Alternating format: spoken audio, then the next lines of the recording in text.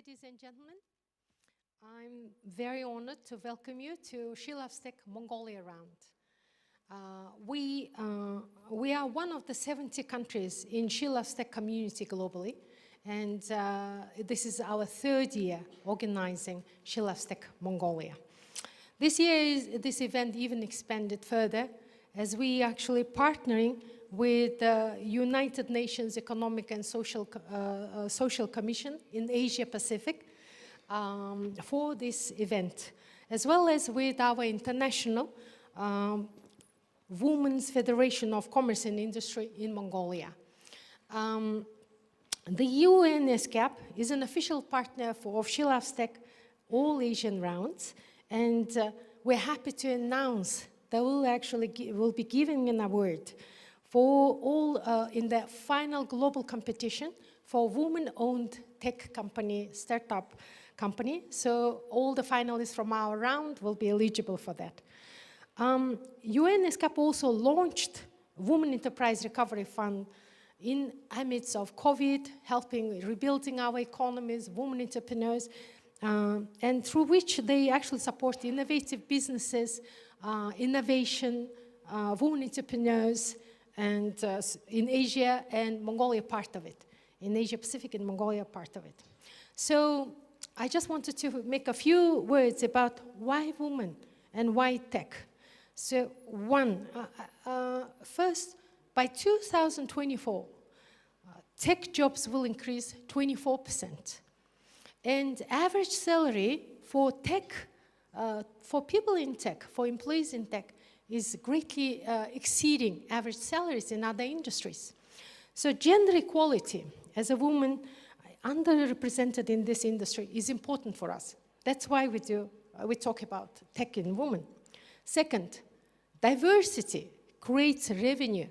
So diversity in tech is essential for fostering innovation, different perspectives, and that can lead for better problem solving and product development. In fact, with the new development of AI and machine learning algorithm, that diversity becomes even more important. If your AI-based machine and algorithms are developed by men, you are missing an opportunity to reach 50% of the global population for your products and services. And of course, it actually resolves the issue of pay gap, leadership, and all other aspects when we talk about gender equality. Thirdly, stereotypes and biases in hiring and workplace culture can discourage women from pursuing different careers, right? Promoting STEM education for girls from early age is very crucial for them to enter into this very growing workforce. But the girls usually tend to choose a career where they see more women in leadership. And hence, that brings me to the last point, role models in tech industry. So having a successful women entrepreneurs, having a successful women innovators, women-founded businesses, or even products for women actually encourages girls to pursue this career. So we're really hoping that all the finalists in our She Loves Tech round will become a role models for future growth. So therefore, I would like to welcome you all to this event. Enjoy solving the problems. You are incredible and you are the future. So I would like to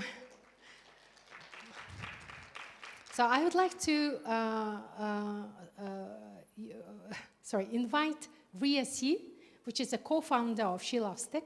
She's also an investor. She's a World Economic Forum, global shaper. She's one of the bright and leading role models in our tech, women for tech community. So Ria, the floor is yours.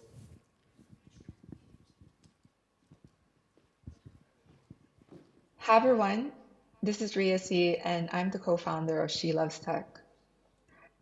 I'm incredibly excited to welcome you all to another edition of She Loves Tech Mongolia.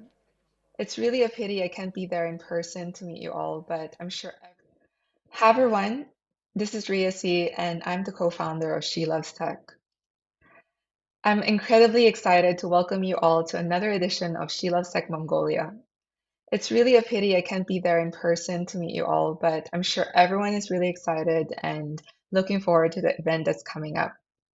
Of course, we all couldn't be here without the wonderful support of our partners and friends. So thank you to all of you who have journeyed with us. Thank you to our official partner, UNSCAP, as well as our other partners, Women in Tech Mongolia and WFC Mongolia, for supporting the competition in the region and championing women in tech together with us.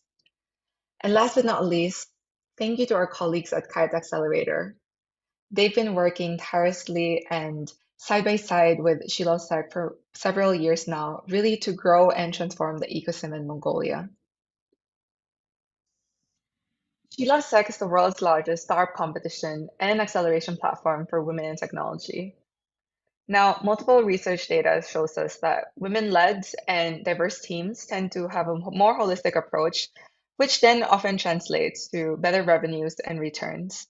Personally, when I think of women founders, I think of a solution that can allow the unbanked and unconnected to conduct financial transactions using their faces. I think about voice AI technologies, allowing people with speech disabilities to communicate, or wearables for the early detection of cancer. I also think about renewable energy made from wastewater or glass solar panels, self-healing concrete, and many other technologies that could really make a difference in the way we live and work, and most importantly, solving some of the world's greatest challenges. And these are what we're really missing out on when we exclude the women in tech and don't invest in women. So in 2015, we started She Loves Tech to showcase great women building groundbreaking technologies, to give them a global stage to get the recognition they deserve and access to partners and funding they might not be able to get on their own. We started She Loves Tech 9 years ago, and we couldn't imagine how deeply it would resonate with people or how big it would become. She Loves Tech now operates in 76 countries and has had more than 13,000 startups come through our doors from 107 countries. Companies who have won our competition have raised over 300 million US dollars for businesses that are changing the world. It's truly inspiring what women can do with the right opportunity. Ultimately, our goal is to unlock over 1 billion US dollars worth of capital for women by 2030. And we're doing this through our core pillars. Of course, our competition, which really what started everything at She Loves Tech, our conference, which is Asia's flagship conference for women technology, and what we see as the CAS for women, the event where people can really discover the latest technologies built by women. Capital, as an organization committed to closing the funding gap for women tech entrepreneurs, we're building an alliance of world-class investors looking to invest into women. And our upcoming digital platform, which we see as the go-to platform for any investor, corporate, or organization wishing to look for gender lens deals. Last but not least, our curriculum. Being a founder is tough, and at She Loves Tech, we have curated a curriculum specifically tailored towards women's unique challenges. She Loves Tech is a global community committed to taking women to the next level. And it's a space for founders, funders, mentors, ecosystem players to collaborate together to building a more inclusive ecosystem for everyone. So what's next? Today you'll be witnessing one of the local rounds of the She Loves Tech 2023 Global Startup Competition. Following this, winners of the various rounds will go through mentorship before being flown to Singapore for their global bootcamp, global demo day with investors, the global finals and conference on October 26 and 27.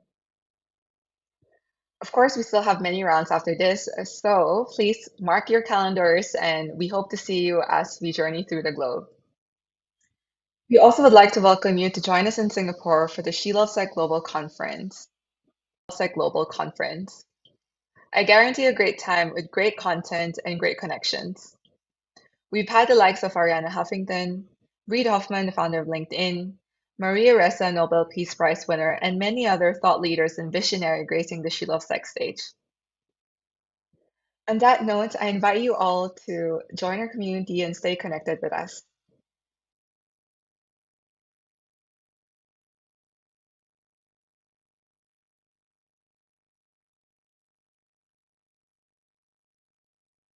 We also would like to welcome you to join us in Singapore for the She Loves Tech Global Conference.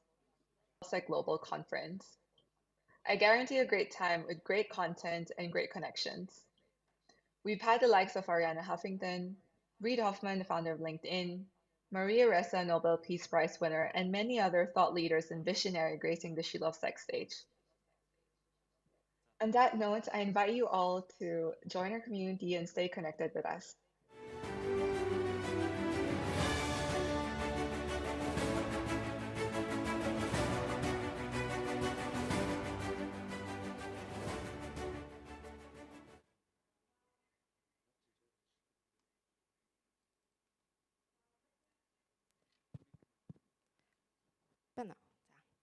Now, let me introduce our judges briefly.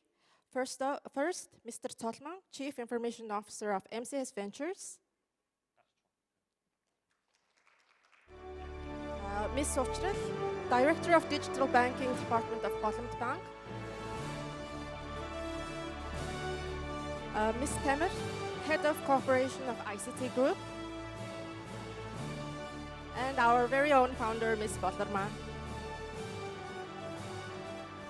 Thank you all for coming in and taking time off your busy schedules to be part of our judging team. Now let us begin with our competition. Very first finalist is Giriga Systems.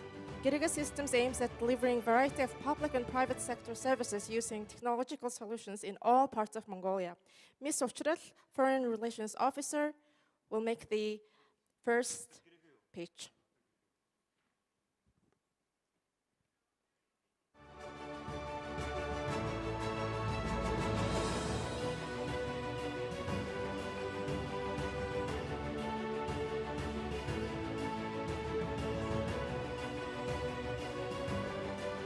Hello, everyone. Hello, hi. I'm sorry if she mistakenly pronounced my name wrong. My name is Ondrel. And welcome all distinguished guests and also all fellow participants. Best of luck for you guys, and I will be kick off starting the competition. And as Ms. Boderma just said before, when I first joined this company, I was a student myself, only junior year in college. And by meeting with Ms. Inke, who she is there supporting me, sitting there, I actually knew what I wanted to do. And that is helping the community, helping my country as a local Mongolian.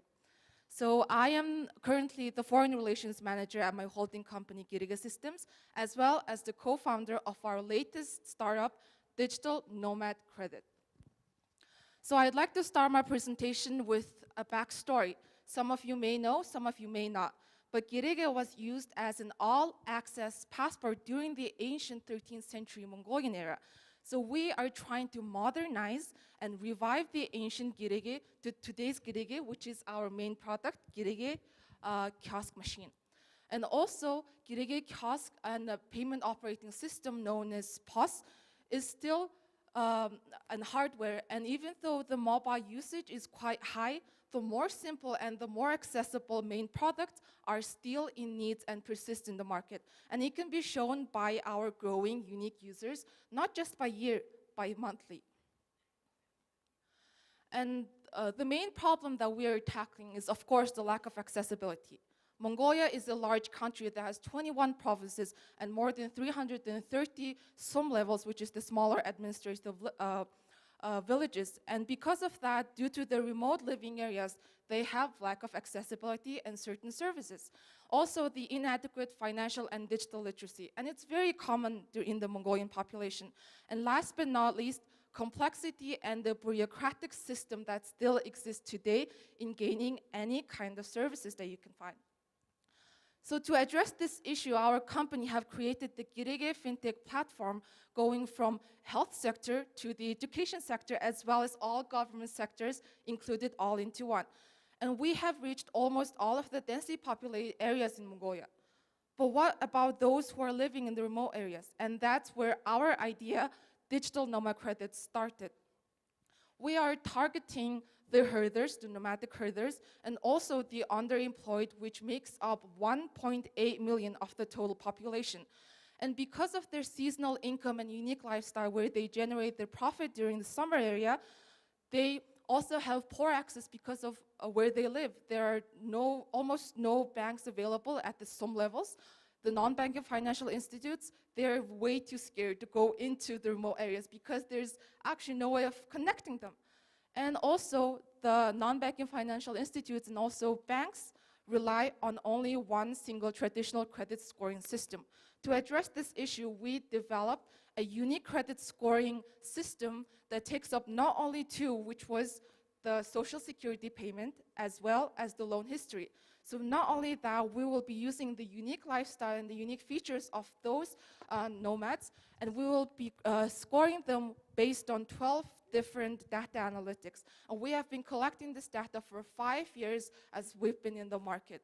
So starting from the account of livestock, the VAT payments, and Mongolians will know as e-barren refunds, penalties imposed, and all kind of behavioral expenditures will also affect your credit scoring. And we will be focusing on the credit methodology, which will bring a new redefining credit scoring with an innovative and analytical way, as well as we will be empowering equality for the rural communities, small business owners, small enterprises, as well as women-led enterprises as well.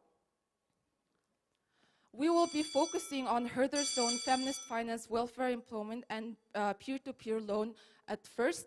And then we'll be going through all of our channels, which is Giri Kiosk and Post, that reaches over 230,000 users per month.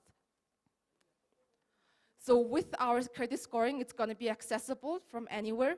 And also, we will have tailored credit scoring with secure transactions. And it's very time efficient, as loan sale would be within 5 minutes, and it's going to be very hassle-free. We will be expanding to the Central Asian countries because of our same socialist past, same mentality, and we also have our pitch project that's ongoing in Uzbekistan at the moment. So we are raising up to $500,000, which will be used for the placement of kiosks in the 330 villages and creating a digital nomad loan fund. This is our team. We have management team focused and expertise on the micro lending as well as business development areas, and our development team consisting of 4 people, 2 consultants that are specialized in AI and data science. So thank you for paying attention and join us in our mission to make accessible availability everywhere. Thank you.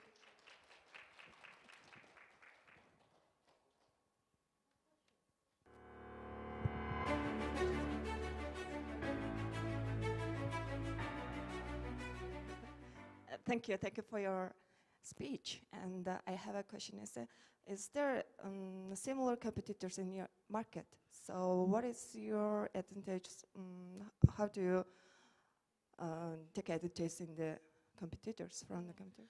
Yes, for the market opportunity, we have several different micro-lending competitors such as Lendyman or Pocket or Simplement. However, we are not the NBFI itself. We are offering our credit scoring platform to the market as well. So it's going to open the opportunity for other existing NBFIs and banks to place funds on our kiosk and POS, which will be available 330 as well as 21 provinces. So we have today 260 kiosks available, and it will be expanding to more 330. So it's going to collaborate with private partnerships and also public partnerships as well.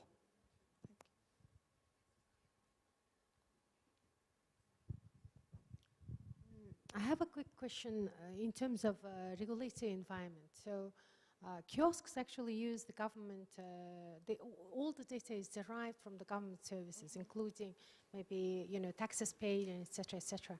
So how does it covered within the privacy laws and et cetera? Do you have any regulatory, hurdle to overcome? And when you talk to expanding it, will it be your main challenge for your expansion in other countries? Thank you for the great question. So regarding the regulatory and legal environment, we just have recently got the Digital Development Ministry that is helping us to cater through all of our challenges and making it even possible for our business to cooperate. So this is actually also under conversational part, and also when I just said about the 12 different data that we could use aside from social security payments, We will be using that after our user gives us permission to use that information, so that way the person will allow us to use their personal data to meet their needs. Just a short question to clarify. You need $500,000 for hardware and devices to install in rural areas. Is it correct? Yes. Thank you. You still have 29 seconds to elaborate further. Okay, so clarifying more on the last questions, our hardware Girigi kiosk is 8.5 million, which is around $200 to $3,000, and locating to every single village, it requires actually more than 800. However, we're still in talks with other international organizations and also private organizations as well to help us, because it's more of a social enterprise development project to maintain sustainable development. Thank you. Thank you, Ondral.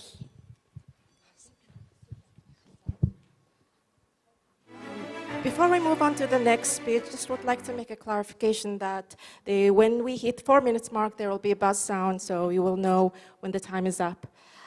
Our next finalist is Ms. Tirgil, founder of Inmo Studio. Inmo Studio is transforming plastic waste into a range of exciting 3D printed products. Now let's welcome Tirgil. Hello, everyone.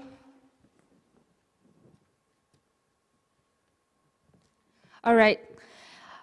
Do you know that every year we ingest full plate of microplastic, and it's even found in your breast milks? So this problem is catastrophic. Where does Mongolia stand? So we're at 9th by plastic waste per capita, and we're 123rd by plastic recycling rate in the world. So everything goes into a landfill. We all know that. So our team is trying to find an innovative solution to transform this problem. This is creating recycled filaments for 3D printers. So you might know lots of 3D printers, right? So materials for 3D printers can be made of many different types of plastic. It's water bottle, your shampoo bottle, even water bottle caps, and even router cases. So the process is that we pelletize and then extrude. Then the extruded filament will be 3D printed to create a beautiful, useful product. We're creating recycled filaments. Our first two tackled plastic waste is ABS and PET. And in the future, our vision is to become selling 3D printed products and 3D printing service. This would support Mongolian manufacturing locally and also reducing plastic waste. This is the global filament market, which is 1.6 billion, and it's growing rapidly. The fastest growing market is Asia Pacific, and we want to be in the front line to become a recycled filament maker from Mongolia. And the largest market is Europe. And we're tackling this problem by supplying filaments to Mongolian businesses and schools, and this would create 0.8 million revenue per year. By doing this, we're actually diverting 52.8 tons of plastic waste ending up in a landfill. We already partnered with our strategic partners, TML, who is recycling pellets to food grade level, and also Hivharshmul, who is producing ABS pellets. And the global market, we're planning to market in Central Asia. The idea is we're turning their plastic waste into filaments, so reducing local waste to create useful products. And by doing this, we're thinking about partnering with these organizations who are battling the same problems as we do. To scale up, we're asking this number to build a sustainable and industrial level filament production facility. And we're expected to grow to 4.16 mil by 2028. And I'm really honored to introduce my team. I am an architect. I am specialized in 3D printing and high-tech architecture, and I'm the founder of this team. So you can see our management, and we have lots of different types of engineers who are doing this project with innovation and science. And we're eager to battle this problem with innovation. So far, we developed our concept in April and May, and we built this small machine that you can see in our booth, and it's very mechanical. And now we're scaling up this concept test into an industrial filament maker.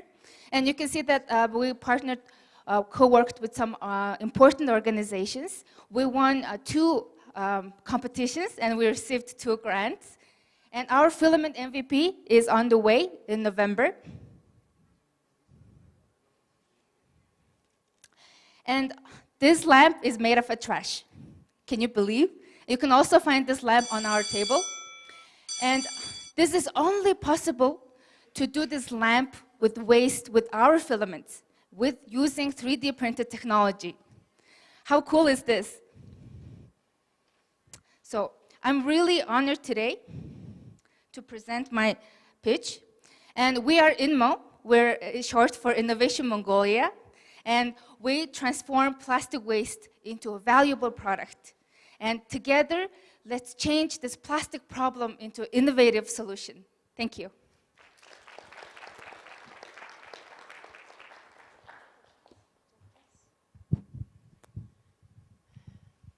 All right, so questions. I'm personally extremely excited to see this startup. This is something we haven't seen in Mongolian startup ecosystem, and I'm very glad that you're coming. Also, your impact points come very sort of like strong, and you really kind of captured my attention.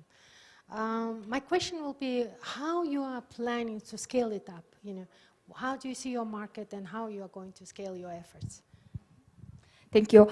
Our innovation is actually very interesting with franchising level, because 3D printing can be printed locally with local waste. So we can sell our know-hows into any country we want, and then 3D printing can actually produce the products locally. So this would reduce carbon impact, reduce this traveling cost a lot. So this would actually support local businesses and local women entrepreneurs.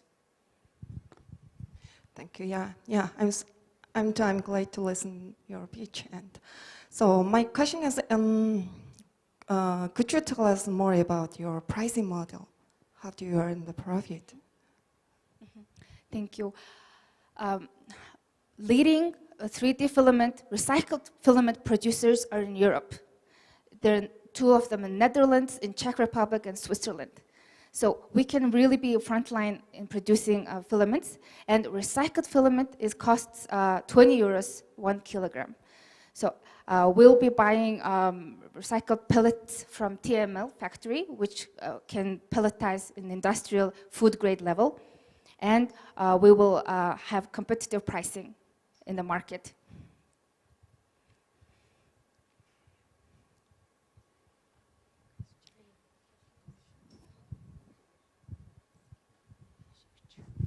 I'm very excited to see your project, and since we have another additional 1 minute, I'm going to ask another question. I think your idea of scaling up using local resources is exactly the value you're bringing. What would be your strategy to work with local suppliers, or maybe even start your franchise? You mentioned franchising system in other sort of areas of Mongolia. Thank you. Currently, we're discussing with UN how to scale up this project and reducing the local waste. Currently, we started in UB, and we're planning to target the big cities, and then later into smaller cities, so that they would produce their own products. And in Mongolia, I think we're planning to sell our own filaments, but to export, they would produce their filaments in their own country. Thank you. I really appreciate it. Thank you so much.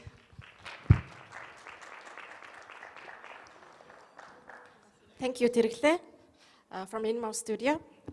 Our next finalist is eClinic.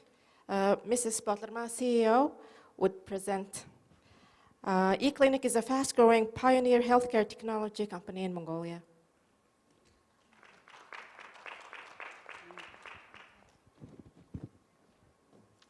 So good afternoon. I'm the Balodma CEO and co-founder eClinic. We are a company missioned to provide equal and fast access to quality healthcare for those who have difficulties because of distance, cost, and availability. And we have strong belief that equal access to quality healthcare is the basic human right. So, and the problem we are addressing, we're trying to reduce preventable death, which is quite high, unfortunately. So it's 8.6 million preventable deaths in low and middle income countries each year, and 60% of which is related with poor quality of the existing services, and 40% because people just can't access the services. Probably telehealth is not very sexy as it was after COVID, but anyhow, telehealth adaptation is quite complex and lots of challenges. So there is inequality in terms of adaptation around the world, within the countries, and also quality is inadequate, and most particularly interoperability, big global challenge. That's why we have solution. We have global solution which is grown in our home laboratory, local laboratory.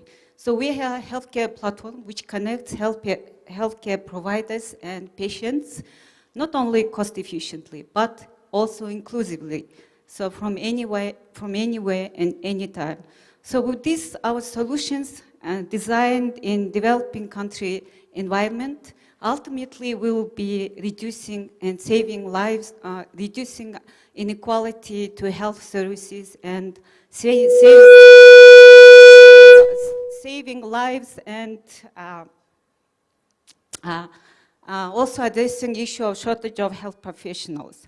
So we have B2B products, more than 10 products, which are core systems of health providers from small and to large sizes and complexities. And also we have B2C platform, which was launched last year in March, which provides virtual consultation means for video, real-time video consultation, chat and calls, digital health record maintenance, and also making health appointments for consultation. And last month, we launched our second MVP2 product, e-pharmacy, with support of, thank you to UNSCAP and IWCI Mongolia. So in terms of the competition, looks like telehealth is very competitive, but anyhow, the competition is currently high among standalone B2C providers or standalone B2C providers. But the integrated system of B2B and B2C, it's not that competitive, which is evident from last year's Southeast Asian startup cohort, where only 2% of startups were dealing with this complex system of provision.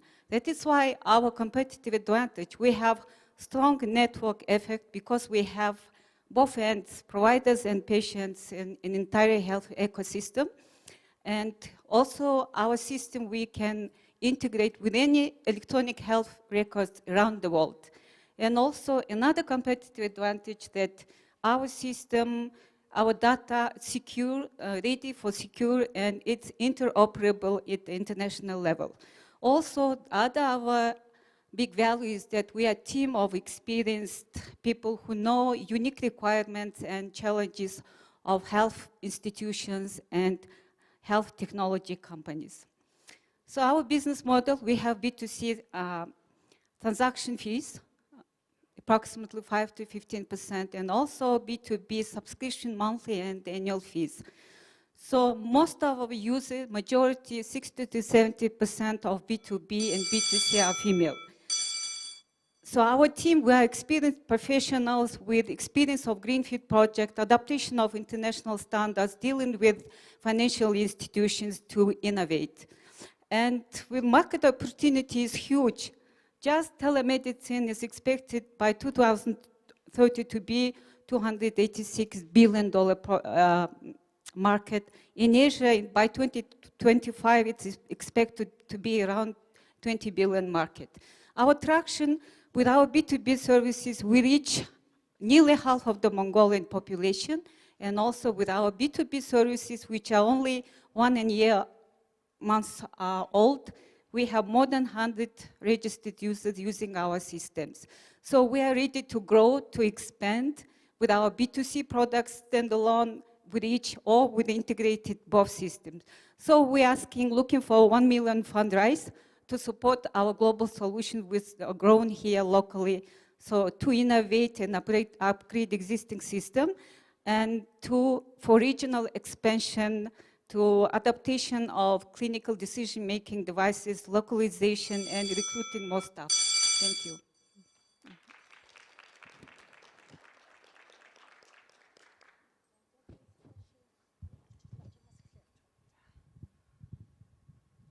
Thank you. I have a question. Is there any risk in your business model? Do you maybe do you receive any feedback from your customers, and is there any risk? So from the beginning, thank you, we were trying to address all the potential risks because, I mean, the telehealth and platform services are relatively new, but there are already a number of global players within this ecosystem, and there are lessons learned. That's why we, in order to try to reduce especially information privacy security risks, because health data is sensitive data. So from the beginning, we incorporated, and already third year we obtained our ICO information security compliance certification from the international auditor. And also interoperability is the big risk because you can have systems, but they're all fragmented. For us, it's very important that patients, our data follow us. So that's why, I mean, we are also developing our systems in compliance with all the interoperability standards that exist at the global level as of today.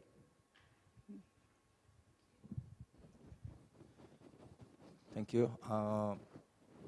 Maybe you have already answered in my question, but still I have some concern on data security and 24/7 availability of the system, because you know, healthcare system, the most important part, I guess, it's data security, I guess, yeah, right?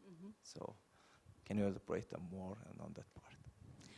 So of course, data security is, I mean, the more we become secure, the hacking and also risks are becoming more complex. So we have a team dedicated for developing and assuring our security internally and also from external risks. And we have separate unit and dedicated experienced professional who used to be heading one of the largest government agencies in charge for security information, security and safety of data. And so that's why, I mean, we are the only health tech company today in Mongolia which has compliant and certified by ICO as a secure and safe institution. Of course, there is no 100% security, but we are trying all the means existing today within the community globally to protect our patients' data and organizations' data. Very quick question. How many doctors you have on your network? So we have around 240 doctors, around 120 of them quite active in terms of providing teleconsultations. Okay, thank you.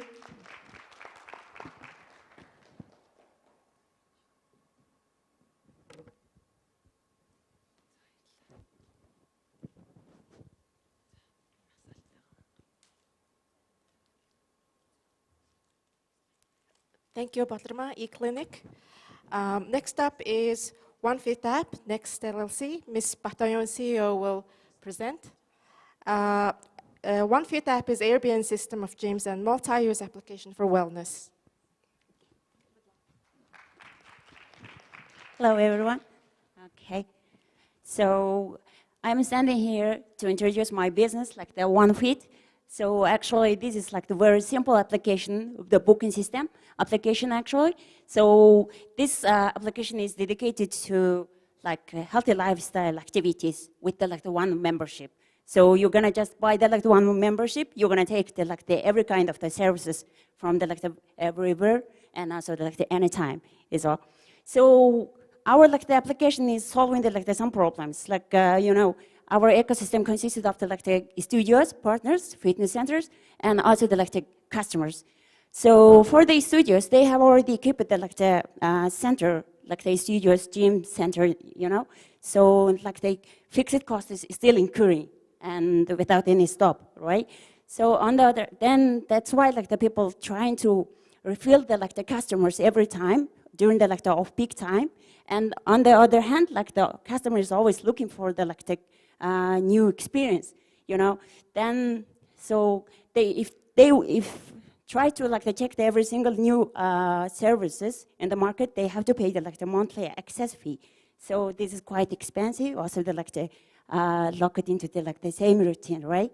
So because of that, like we developed the like the OneFeed application. So our application is like the very simple. You're gonna just search the like what kind of services you want. Then like you're gonna just book that service. Then enjoy the moment. That's the OneFeed. This is our like the platform. Now we have reached the like the 90 plus partners, and also the like the we have already reached the like the 55K active users. So also the like the, we are offering the like the 180 plus services to the customers. And our business model is also the like very simple. We are taking the like the subscription payment from the partners. Also the like the we are taking the like the membership fee from the customers as well. And also we're using the like the security system for the payment model. And in the near future, we're gonna just earn the like the royalty fee, franchise fee from the global market. Here is shown the like the, our revenue. Is you seen like we earned like the 150 million after the COVID in 2022. So in this year, we have already reached the like 300 million Turks. So which means like the 2.6 times increase in the revenue side. In the future, our like the ambition is we want to expand into the like the Central Asian countries. So our like the potential market is like the 5.6 million population is there. We just targeted only the like the 1%. So it's like the massive. It's gonna be like the massive expansion for us. For the team, OneFeed actually founded by Mrs. Podro in 2016. Since then, like our fully committed team is actually smoothly operating our business activity. For the competitors, OneFeed is actually an aggregator application form platform.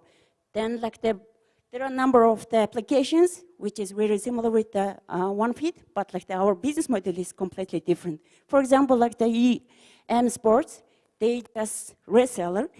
They just take in the like the monthly membership from the gym.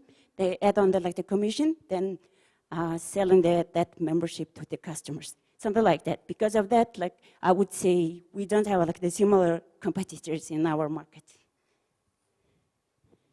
And also, I would like to mention about our new innovation, which is dedicated for the like the kids. So it's also like the considering like the services for the kids actually. So our time is like the limited, so I'm just jumping on the other slides as well. For our like the growth strategy, we are, as I mentioned before, so we are considering like the Central Asian countries to expand on it, and so it's gonna we earn the like the franchise fee and the, like the continuous royalty fee from there.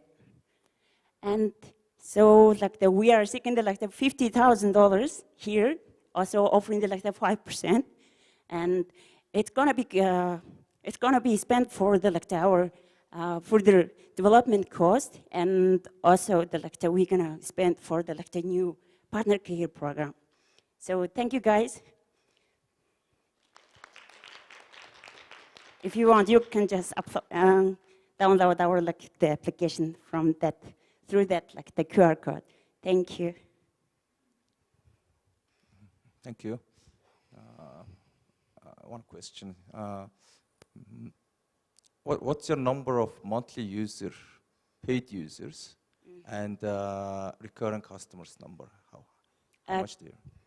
The current customers number is active users is like the 55,000 users, and like the monthly ones is like paid ones are 1,750 at the average.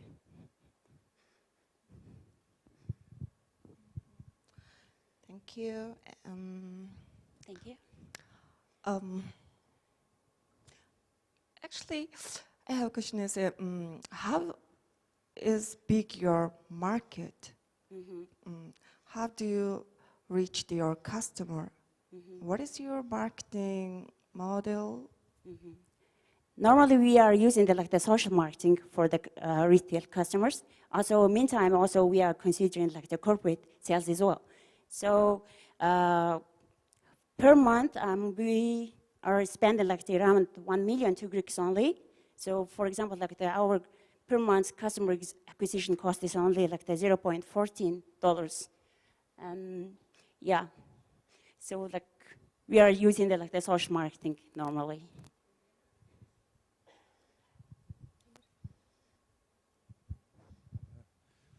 Okay.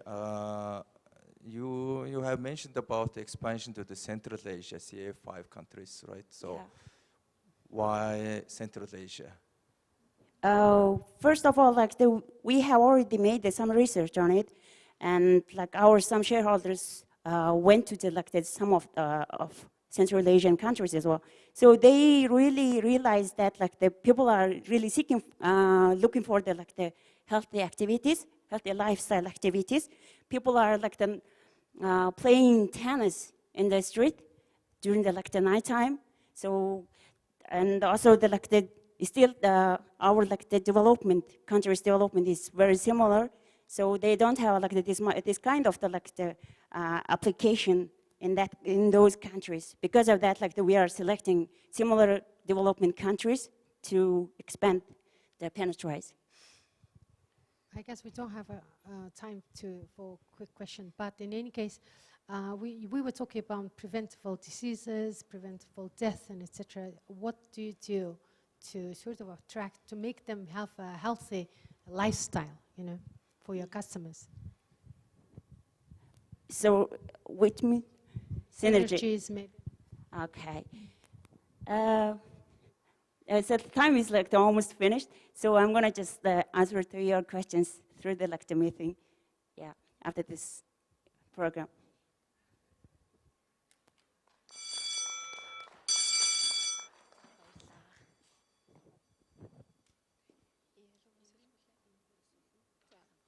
Thank you, Batoyon. One feet up. We're halfway through our pitches now. Next one is FIBO Cloud Education Center. Ms. Adontoya, Chief Product Officer, will pitch the Shopstagram platform. Shopstagram platform serves as a bridge in connecting artisans and traditional product manufacturers with customers directly.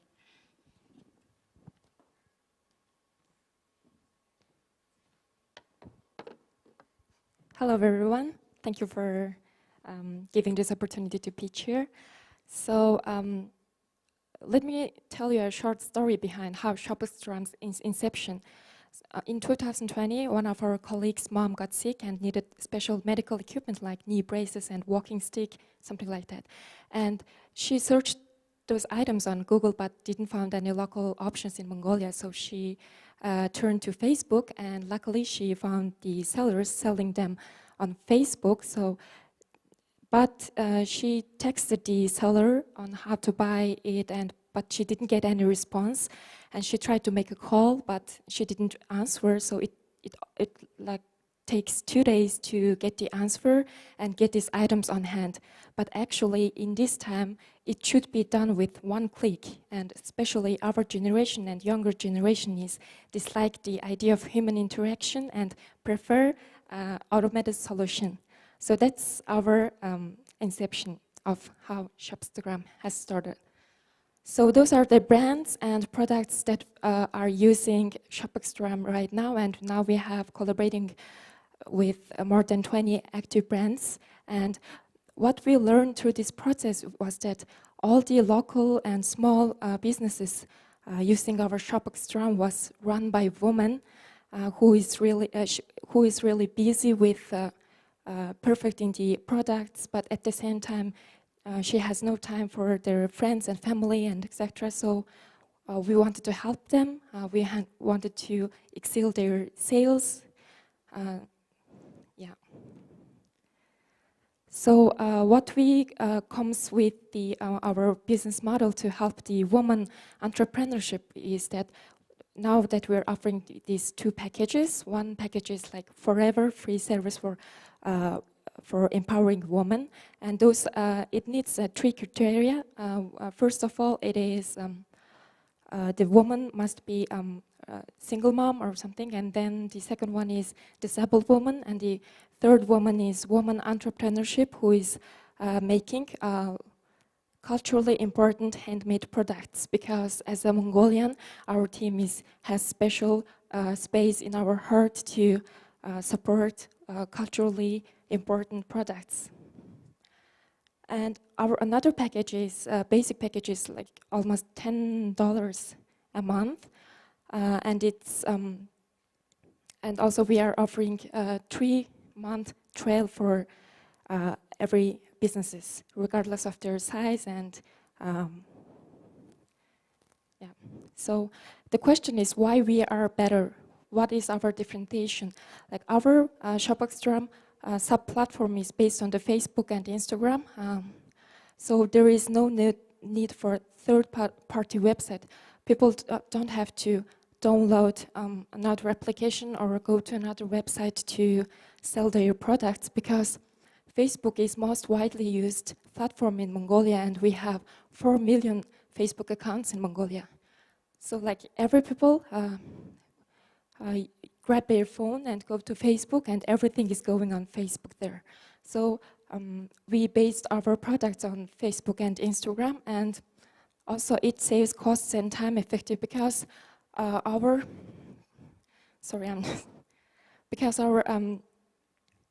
when you're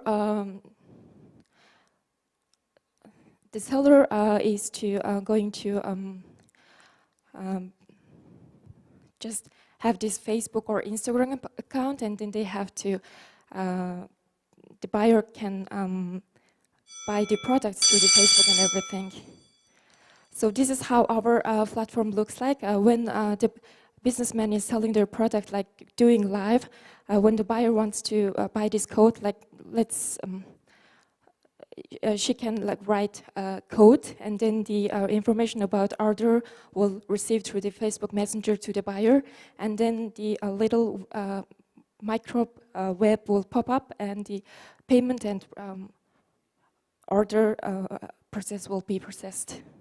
So this is the look of our dashboard. As you can see, this is in Mongolian, so it's really easy for businesses who can't use any English or something like that. And this is our vision, mission, and value. So our mission is to empower and revolutionize micro and small businesses by providing a localized sub-platform for automating sales. So, and for our value, we are taking account 3 items: empowerment, inclusivity, and sustainability. Thank you. Thank you. Which stage you are in? Is it in idea, or how many users you have currently? Currently, we have active more than 20 users. We started this our platform since 2021. We already tested this in Kyrgyzstan last year, but the COVID hit, and we currently we are halted in Kyrgyzstan, but now we are still using those, like improving our platform in Mongolia. And from those 20 users, how much sales they have generated so far? It depends on each brand. So, like for example, now we have more than 2,000 sales through our Shopstagram platform, and it starts this April.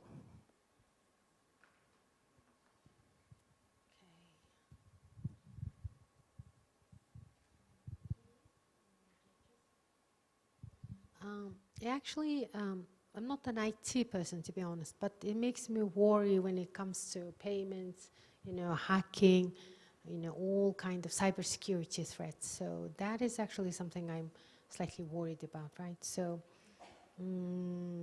second thing, why Kyrgyzstan?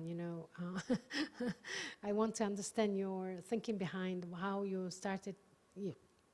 Instead of starting in Mongolia and testing everything here, why starting in Kyrgyzstan, right? So. Thank you for the security. First of all, we go through this contract screening with the business owners, and then we have this payment method. We already collaborated with QPay, Social Pay, the most locally widely used payment methods in Mongolia, so it's very safe. And second of all, why Kyrgyzstan? Because our CEO is now in Kyrgyzstan, Middle East, testing other IT programs, so that we are wanted to test our platform there, because like Mongolia, like Kyrgyzstan, many people use Facebook every time and Instagram every time. They just open an Instagram account and sell their products, so it was actually working really good.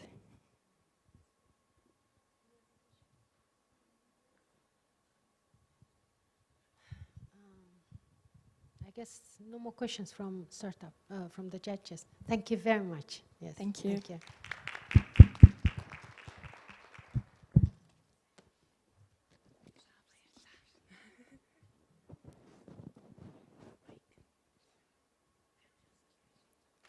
Thank you, Atantoya, FIBA Cloud Education Center.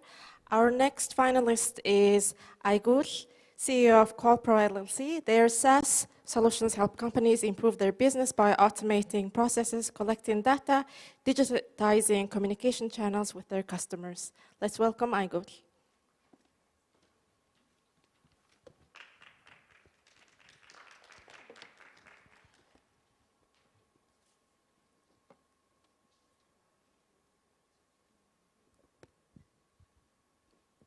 Okay, hey everyone, thanks for being here today. I'm Aygul, CEO of CallPro. Ever felt like your business communications were stuck in the 90s? I'm here to introduce CallPro, where we are turning the old school telecommunications into a data-driven powerhouse. Well, we talk a lot about AI and machine learning and big data. In today's world, social media, websites, and emails, and chatbots are all adapting to AI and machine learning. But our biggest enterprise channel, call and SMS, are stuck. They don't collect or process any data, missing out on a huge digitalization opportunities. That's we were stepping. Imagine transforming traditional phone call and SMS into intelligent data points. We are not just modernizing phone call and SMS, we are turning them into data-driven powerhouses. Our combined solution will give you the ability to process and collect every call and every message, setting your makeup to business decisions, smarter business decisions. These 6 countries together boast 69 million SMEs. We estimated that 10% of SMEs for part of our TAM, and market size is at $10 billion. And our serviceable addressable market is a strategic focus. We calculated our SAM and based on Mongolia and Uzbekistan and Indonesia, where we see the greatest potential. It's composed approximately 1% of our SAM, 1% of SMEs in these regions, which adds up to 650,000 businesses. Our serviceable obtainable market is 1% of our SAM, comprising 6,500 companies, with an estimated annual revenue of $9.7 million. We are operating on a SaaS model designed for flexibility and scalability. And for the core enterprise phone solution, it's $100 per month, and enterprise SMS is just half cent per message. Employees' business communications are covered $10 per month each. About competition, you've got the traditional operator companies that offer comprehensive services, but they haven't fully embraced the digital wave. Then there are companies like Avaya and Genesis, which are strong on digital front, but generally focus on specialized solutions. Colpro bridged the gap, combining the best solution, traditional and digital solutions, in a single package. We respect what our competitors bring to the table, but we really believe our approach it has own unique advantages. Over the past 9 years, we have had the opportunities work more over 3,000 customers in 17 industries, primarily in Mongolia, but also in Kyrgyzstan and United States. And last year, we reached $1.7 million in revenue, and our monthly recurring revenue, $150,000. Yeah, we are growing year on year at 50% with a solid 30% of margin. Okay, our team isn't just diverse, it also highly experienced. With more than 15 years in telecom and enterprise solutions. And speaking of diversity, 70% of management team are women and 65% employees are women. Our estimated valuation stands $7 million, and we are seeking $1.7 million investment under a SAF agreement.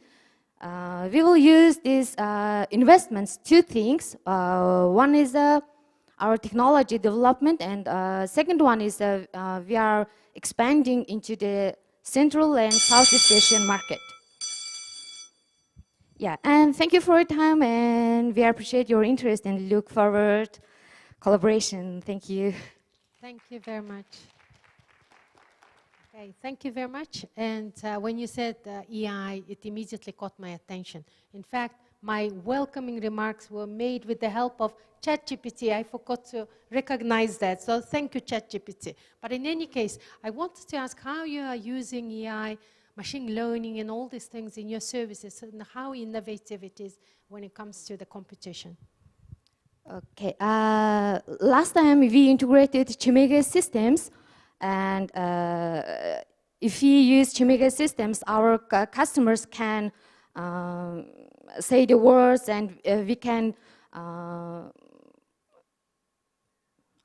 to say, yeah, we can speak any IVR voice automatically, and we can connect operators automatically, yeah. And also we can use the speech to text, and we can, after the record, we can contribute the text on CRM systems. Yeah.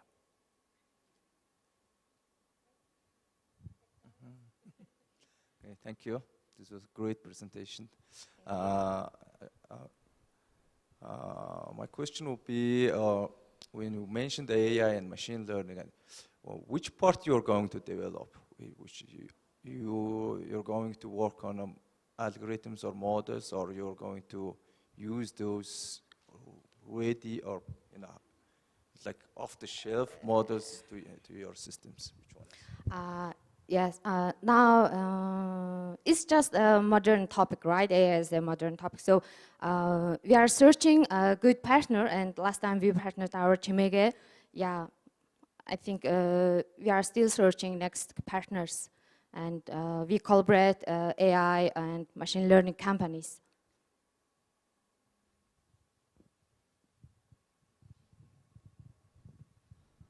Okay, thank you. My question is, who is your main customer? Who is profitable customer in your business? How do you reach them? And okay, our main customers is the companies, of course. In Mongolia, we had 3,000 customers in 17 industries. In Kyrgyzstan, we have 20 to 25 customers. And United States, this year we established our branch company in the United States. Now we have 3 customers. So we make ourselves so collecting raw data and make a cold call and yeah, something like etc. That. Okay, thank you. I guess it's a perfect timing if there are no other questions. Thank you very much. Thank you.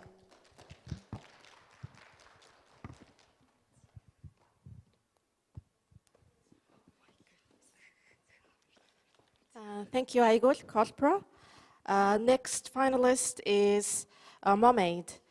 Tingle, project manager, will be making the presentation. Mermaid is a training and integrated human resource system that allows mothers to learn new skills and provide business service from home.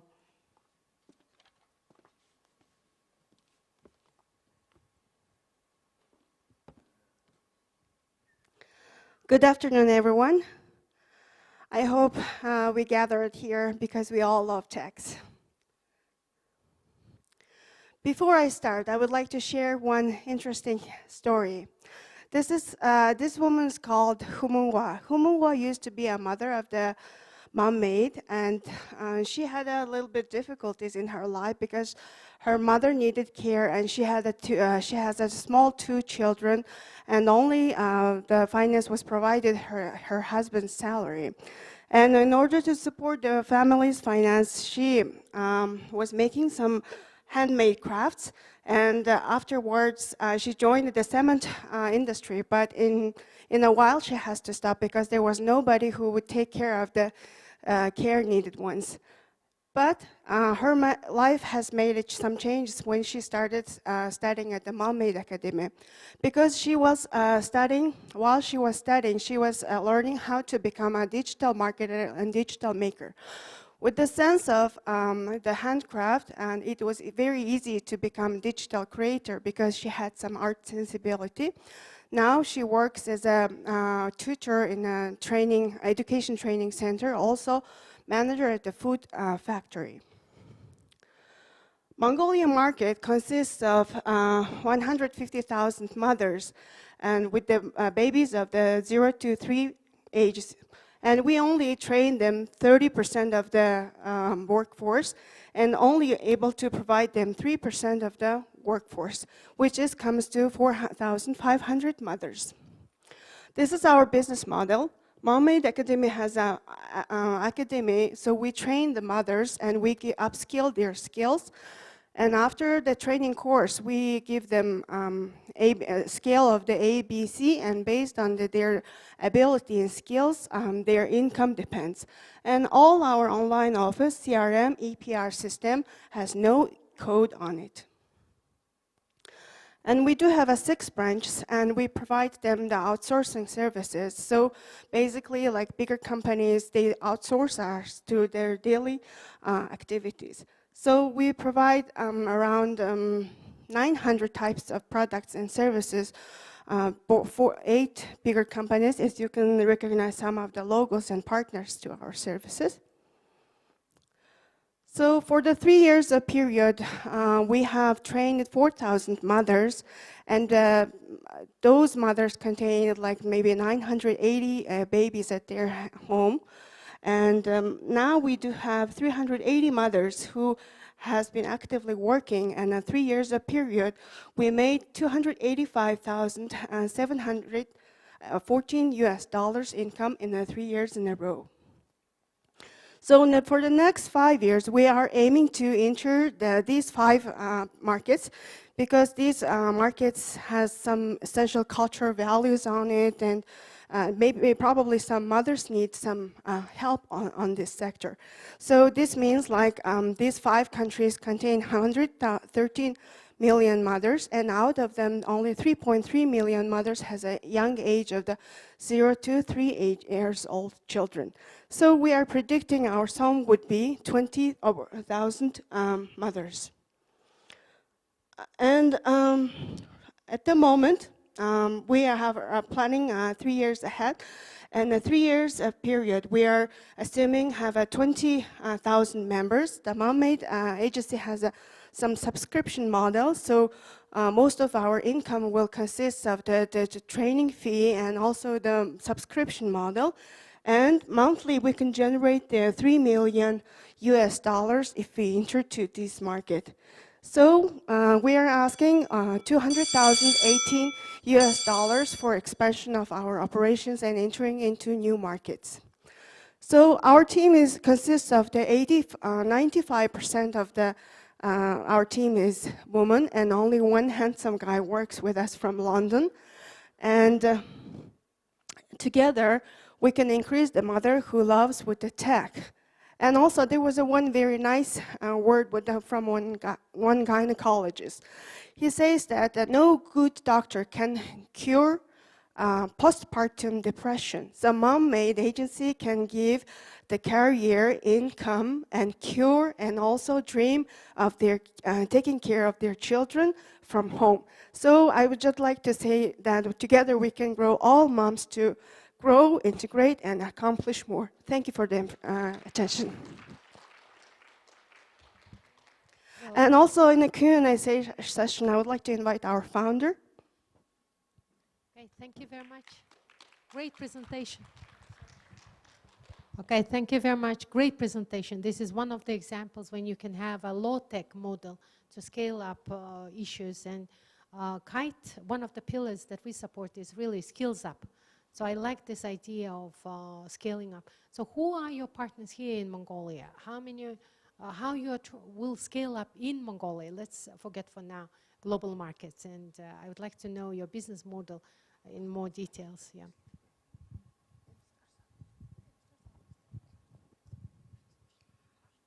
So it's just our main focus is just the mothers who lives inside of Mongolia. Also, I would like to mention that we do have 8 provinces and 16 countries mother join who are Mongolian, resides outside of Mongolia, joined our model. So it's available for everyone. And so far at this moment, only MSTAR's Hub Accelerator program we have been accepted. That's the only program we as a partnering at the moment.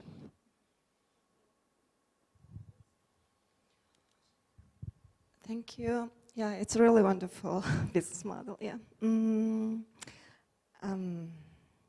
Have you already received your customer feedback, early feedbacks, and how are you adjusting the feedbacks?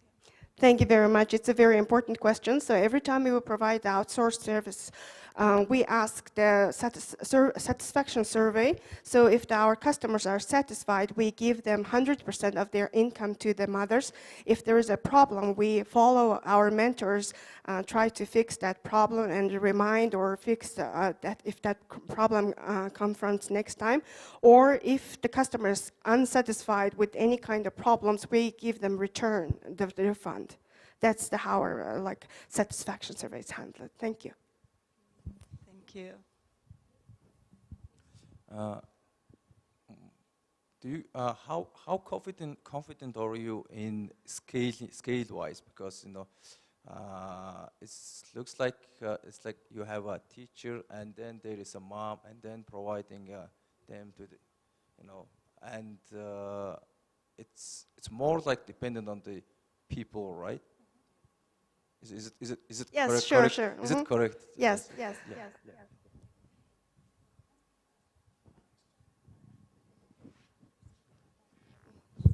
Our model is basically no code based, open source platform, because this is a startup company. In order to build up our own the code or platform, we have to integrate our own system and become the operating system initially. Then after a while, we could build up that creation. That's our aiming for the next few years.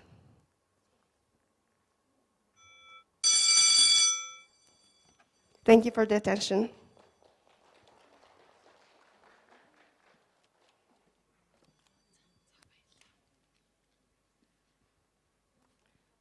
Thank you, Tingit and Badam Stick from Mermaid.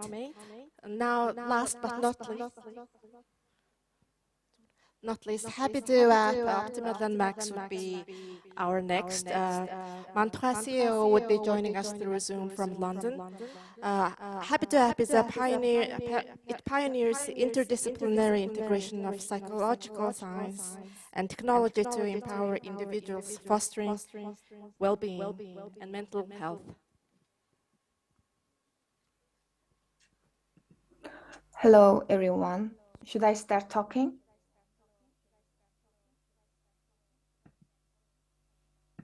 Okay. Hello, everyone. It's an honor to meet you all here. As mentioned before, my name is Mandoha.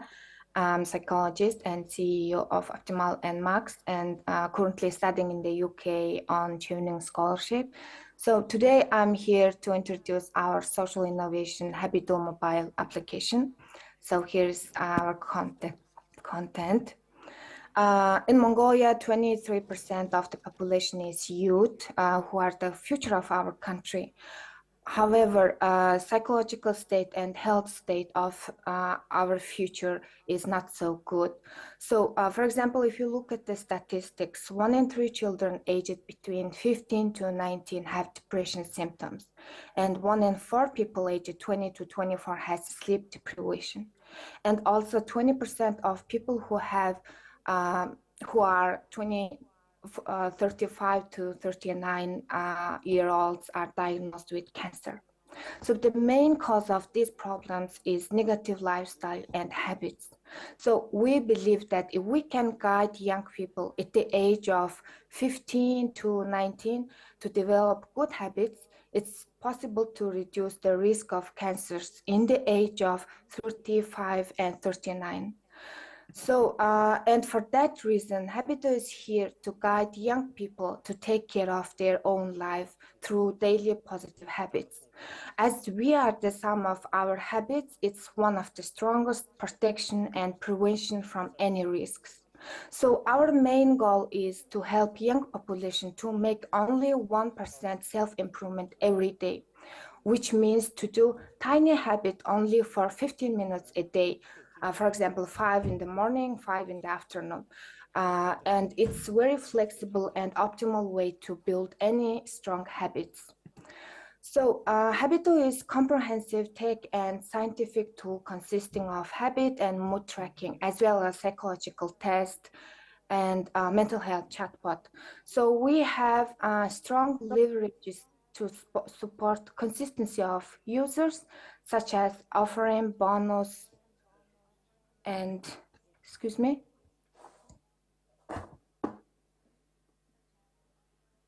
such as offering bonus, and our users can use to get discounts, partnering organizations with from this bonus.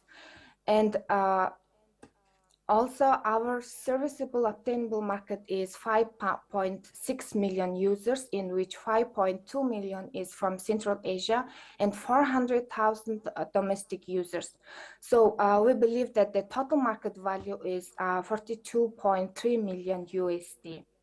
So we will earn revenue through these 3 main sources. First one is B2C, which is retail market, and we will generate revenue from our user subscription fee. Secondly, it's B2B model. So we offer habit building platform for corporate wellness program, which means through Habito application, HRs are available to create challenges among employees and motivate them. And last one is our marketing synergy with other organizations.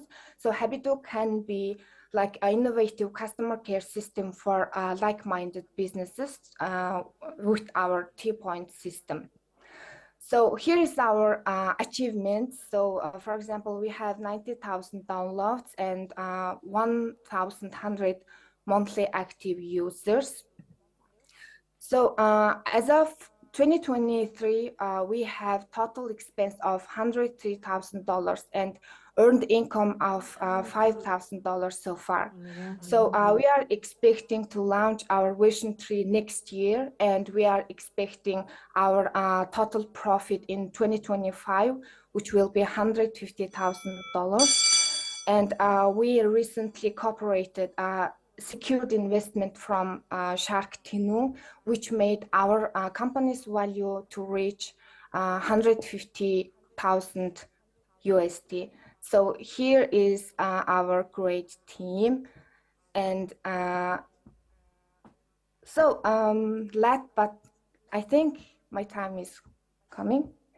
So here's our journey, and looking ahead to, for example, 2024, we plan to expand foreign markets, extending to reach and impact internationally. And also in 2025, we will develop and improve Habitu with AI model to suggest our customers personalized habit programs.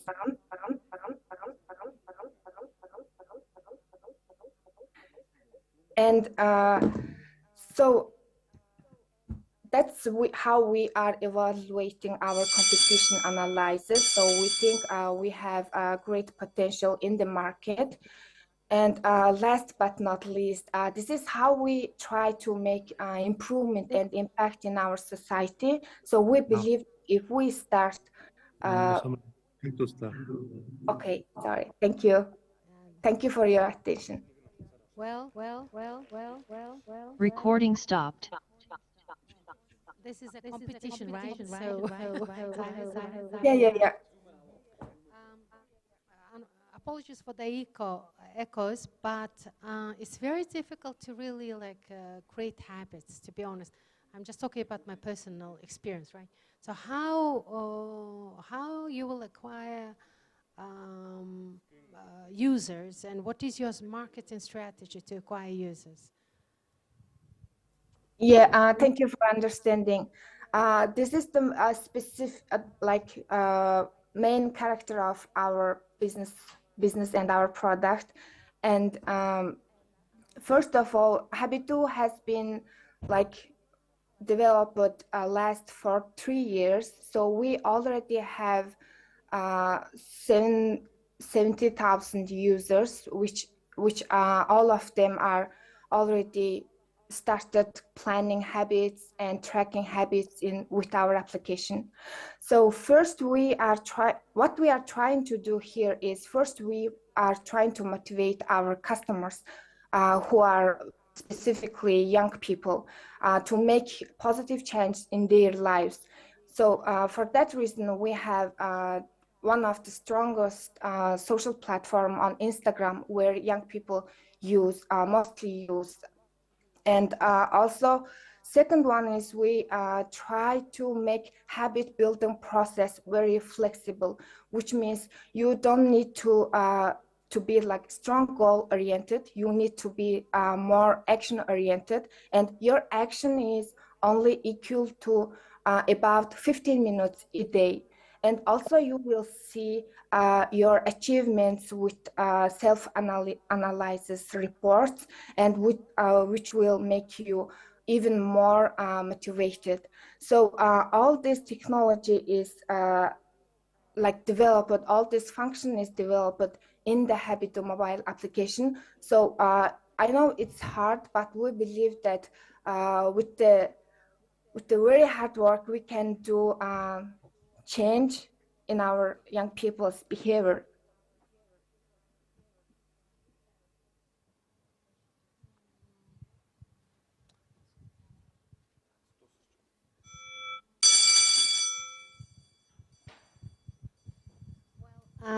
Thank you very much. Thank you all participants in our She Loves Tech 2023 Mongolia round. So we will gather, have a small group hug as judges. Meanwhile, you will have a very interesting discussions in our panel. So thank you, everyone.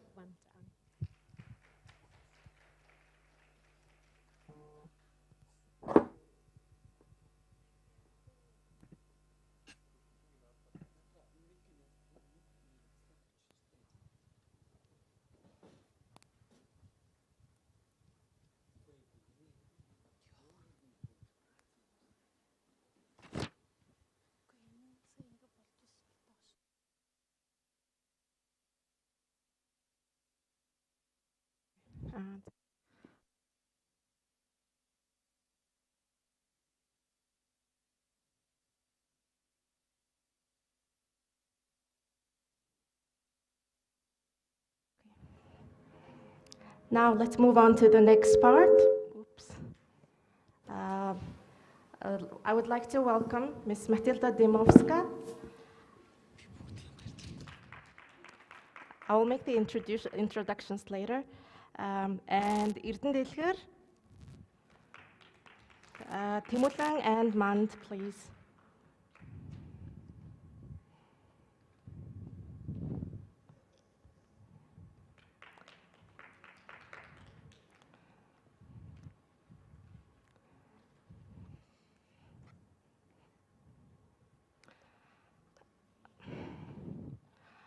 Okay. Thank you all for coming in today. Let me begin with the introduction.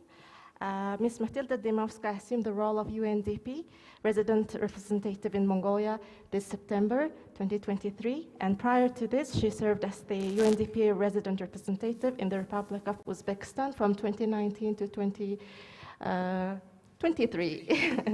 And during 2016 to 2029, she led the country office support team at UNDP Istanbul Regional Hub for Europe and CIS, and she also worked as a deputy resident representative in Turkey and Moldova.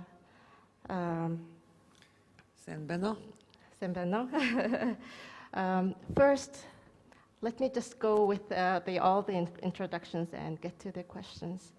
And the second panelist is Ms. Erden Delger, who is currently serving as the first Deputy Chief Executive Officer at Ham Bank of Mongolia, and she manages across retail, SME, corporate banking, business lines, investor relations, and bank businesses and digital strategy, and actively participates in sustainable and responsible banking development. And our next panelist is Timulang Bayra.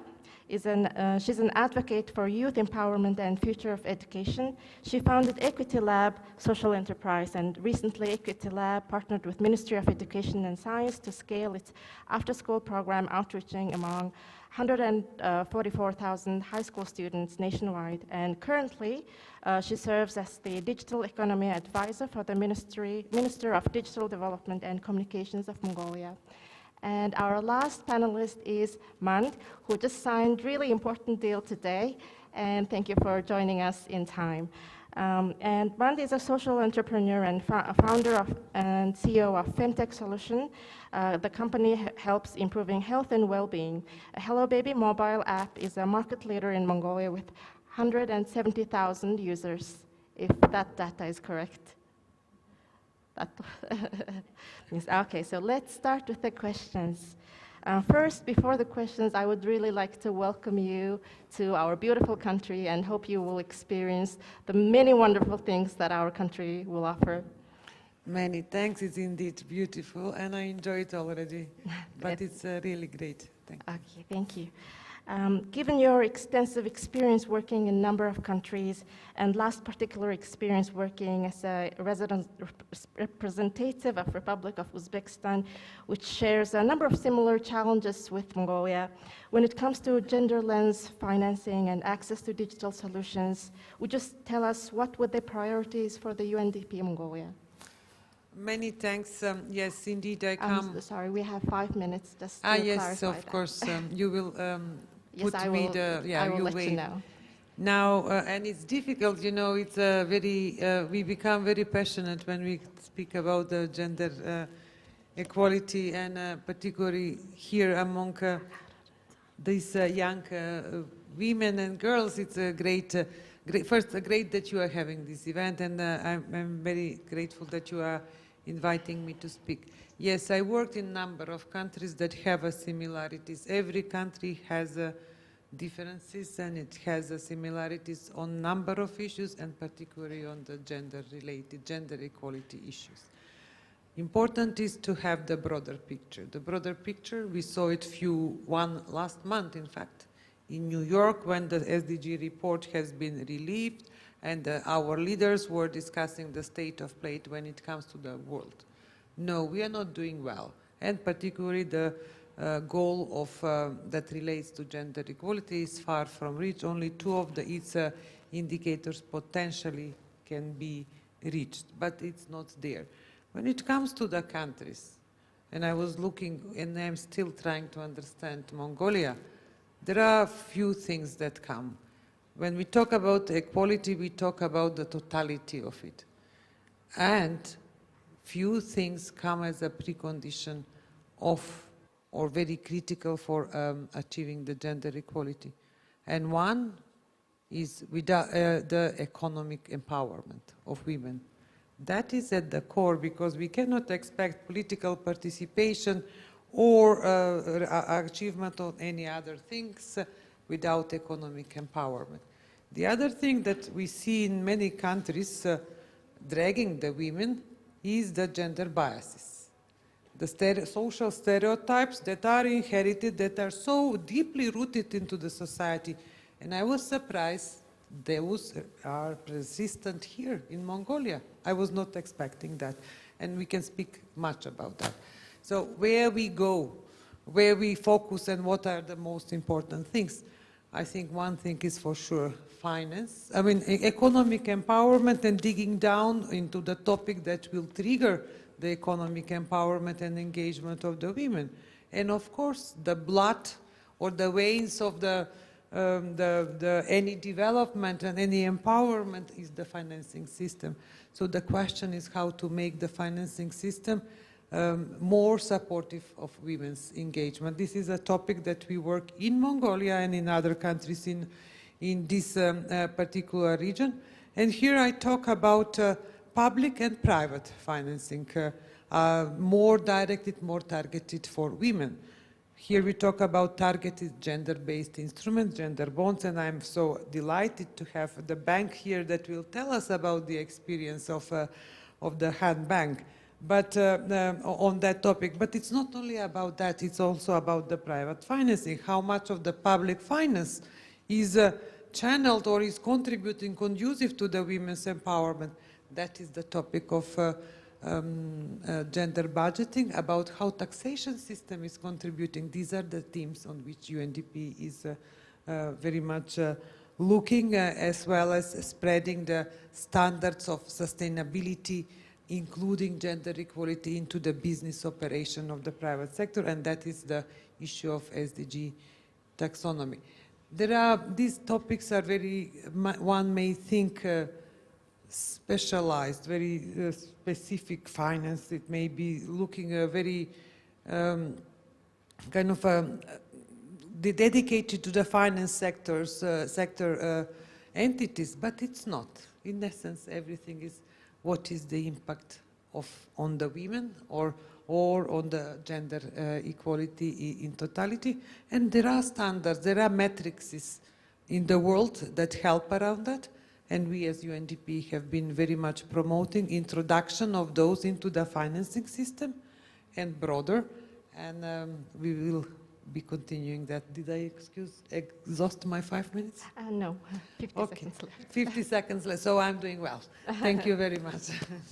Okay, thank you very much. We do also have another good news to share with women founders here today in the audience. Han Bank is about to launch a grant program as a part of Women Entrepreneurs Lending program under the EBRD Central Asian Women in Business Program, which loan is up to US $20 million to Han Bank, and up to 50 million of it would be to support digitalization of these women businesses. So can you please discuss on how this program will work and who will be eligible to be for the grant program? Okay, first of all, thank you very much inviting Han Bank to participate and to introduce our new product to the audience and public. And the EBRD has started this Women in Business program a couple of years ago. So mostly implementing in Kazakhstan, Tajikistan, Kyrgyzstan. And last May, so EBRD signed the Women in Business program with the Han Bank. So now we finalized $20 million financing agreement with them. It was a 3 years loan, and $5 million is going to be really focused on the women entrepreneurs, in specifically using some digital tools and digital sectors, and so which is very relevant for today's the program as well. So this program is mostly focused on not only providing financing, and also it's going to provide the business advices and non-financial kind of tools also they're going to provide.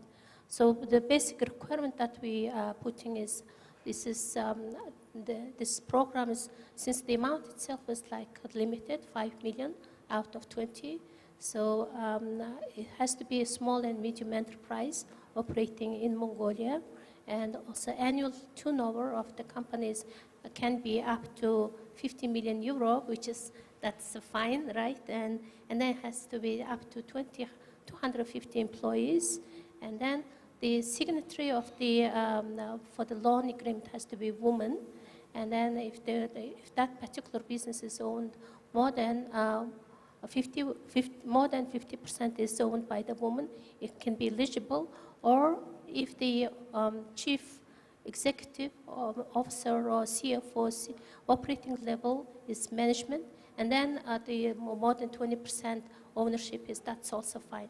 So main requirement is it's like that.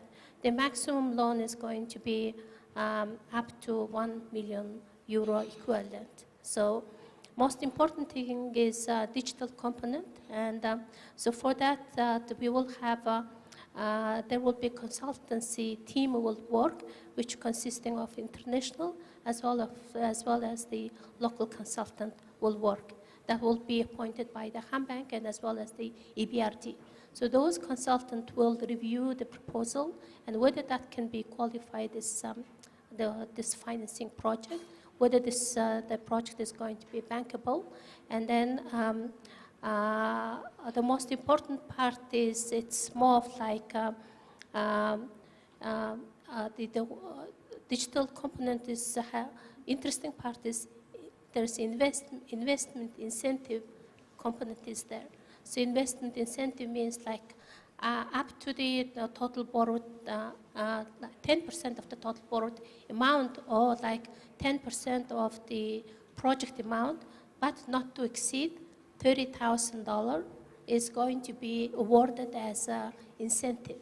So, but it has to be given to the borrower at the successful completion and the paying back the loan on time. So, which is the total grant kind of incentive is going to be in the total program it will be $500,000, but the per borrower it's going to be up to the $30,000. So digital component is that's what we are working with now, EBRD and some other international consultant, because that's a new program which is implemented in other countries as well. So how we're describing the digital component is it's more of investing in the digital equipment or software or some improvement in the enterprise management system, or something they have some already existing digital the product, and then some upgrading, and so this kind of products can be included in there.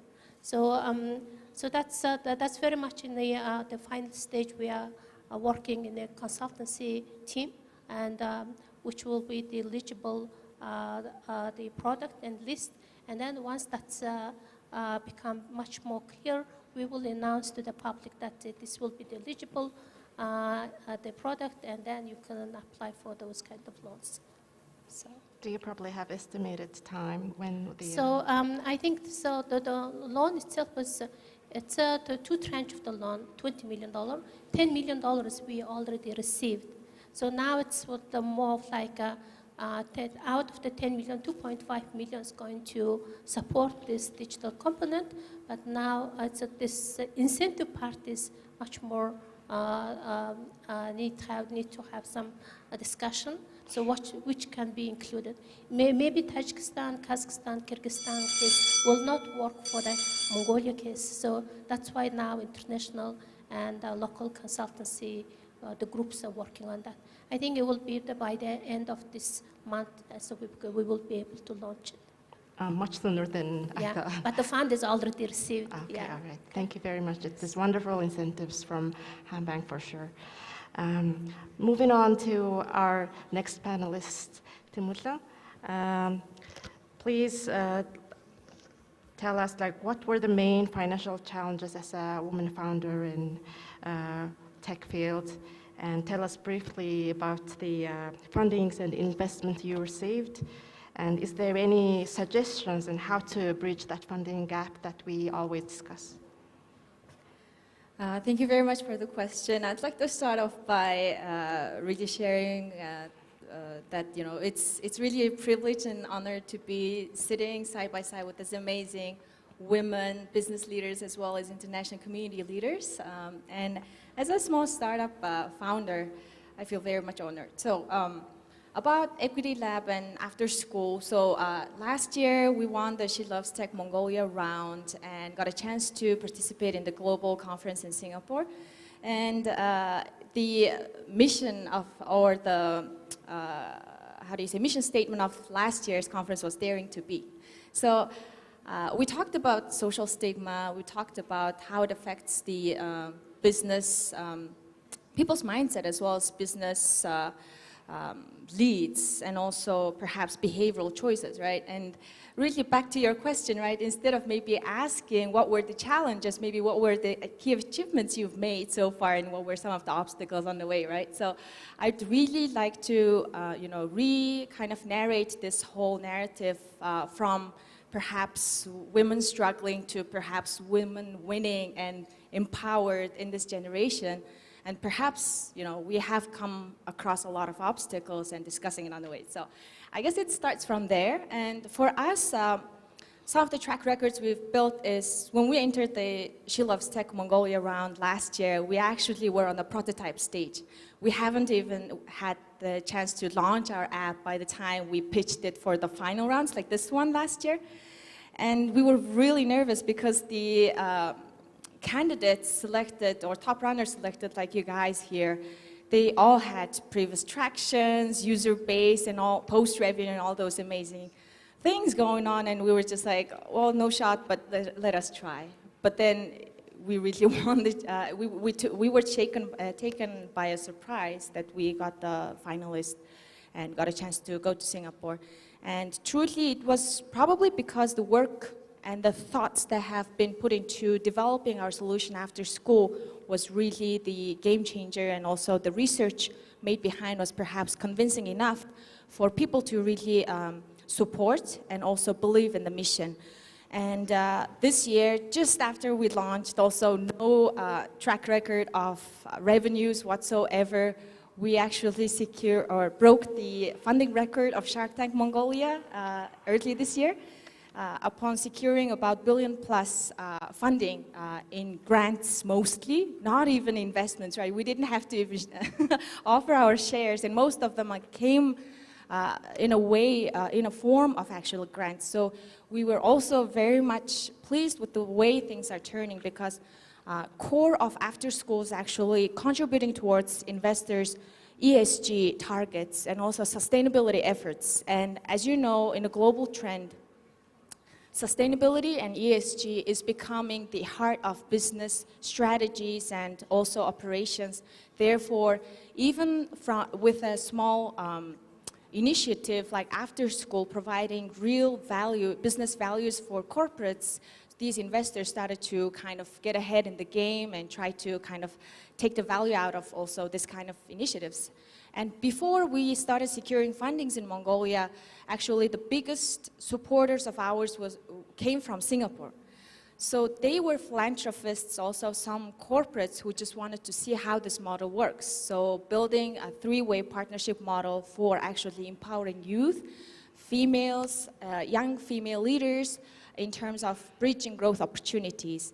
And I'd love to talk more about how the system works and everything, but challenges-wise, it equals opportunities, I just wanted to say. And if you see the right angle, if you push forward the perhaps boundaries of sustainability angles, look at ESG targets and goals, people's, where people, businesses, and perhaps investors are interested in. So following that trend really helped us to actually push forward this kind of startup journey to perhaps, join us, invite them to join us in our journey as we kind of scale. Thank you. Thank you, Timurla. Your startup equity lab is definitely really trailblazing, and I'm really happy to have you here today. Okay, Man, please also share us with your financial challenges. Let's focus on the financial aspect of the challenges, as a woman, we all face challenges in every different field. So let's just focus on the finance aspect today. And can you please tell us your challenges as a founder in tech, and briefly about your fundings and investment received, and maybe probably share the deal that you have made today? Hello, can you hear me? Okay. A little bit of context. Hello Baby is a pregnancy and a parenting application that provides expert verified advices in terms of mommy's health, baby's health and development, and etc. within from pregnancy till 2 years old. And Hello Baby is a small startup, but with a big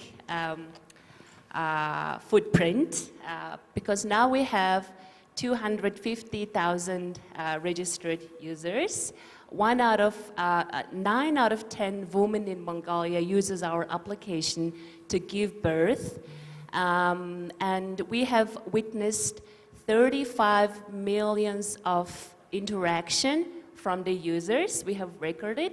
It means that we have helped the women and babies in Mongolia 35 million times with a very small, only 10 employee, and 90% of the employees are males. 99% of our customers are women. So that's the interesting fact. And well, regarding the challenges of a fundraising, when you started, nobody believed in it. You know, we have met with around 100 meetings, peoples in Mongolia, and you try to explain what it's all about. Why giving a birth? Why well-being of a pregnancy? It will lead to a healthy baby, healthy mommy, and then baby development within 1,000 days. Giving a first healthy start for a baby is a truly important thing for the benefit of the whole generation, etc., etc. So when you meet with the people, the other side of the table, 99% of the people are males, and they don't care about it. They don't understand it. There are some extreme cases which I witnessed before taking our first seed round in 2021. We've pitched to 76 times to people, and there's 76 different versions of a pitch deck of Hello Baby. And then there was one time I've pitched to 4 Japanese investors who are over 60 years old. And I had to explain to them the problems of breastfeeding, the problems of a vaginal birth to them, and they were like, what the hell is this woman are talking about, you know? They were like not in this world. They were like all the way, you know, they don't understand it, but those were the challenges. I met with the banks, and during the meetings, we have no collateral. It was only me and my idea, and it was not really a bankable, financiable project. And then I had to steal some money from my own savings account and my co-founder's account. And then after 76 times of pitching, then we had to come across to our seed angel investment round in 2021.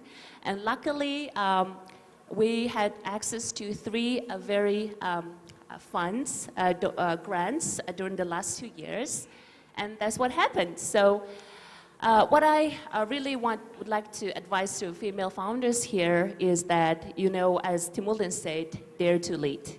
You have to go out there, meet with people, meet with lots of investors, learn how to talk in their own languages, you know, learn the investment jargons, learn how to present your ideas to them in their own languages. That's the point, you know, learn the financial languages and all those jargons. So that's my pieces of suggestion, advices, and what else? Yeah, and it was hard. You have to learn a lot, you know. You have to go through a lot of programs that could really change your mindset. For example, She Loves Tech. I myself is the 2021 year finalist from Mongolia. And then you have to take lessons, take programs, accelerator programs, so that your ability to present your ideas to the investors will be much more higher chance of receiving a investment.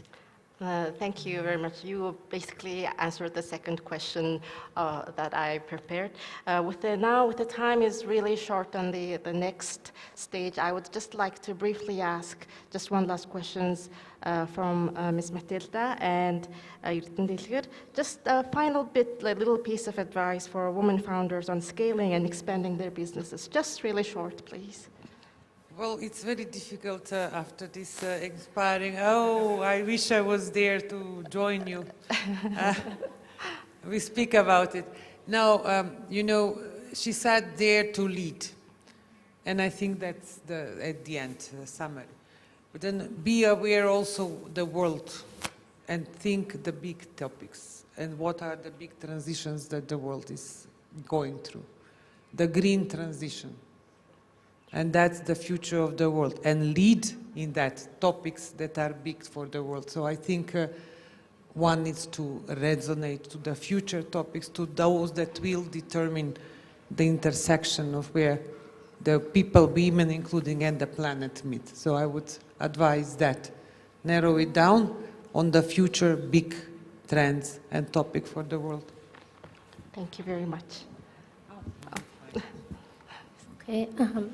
So last year and this year, Bank raised about $95 million funding from international investors. It was through total 5 years fundings.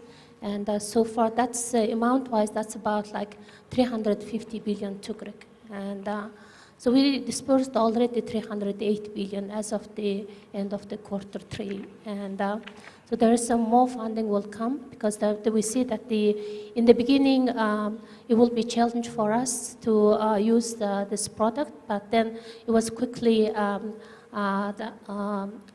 dispersed, and but the green funding was also a challenge. That's continuing. But the woman was the woman entrepreneur, woman in business program.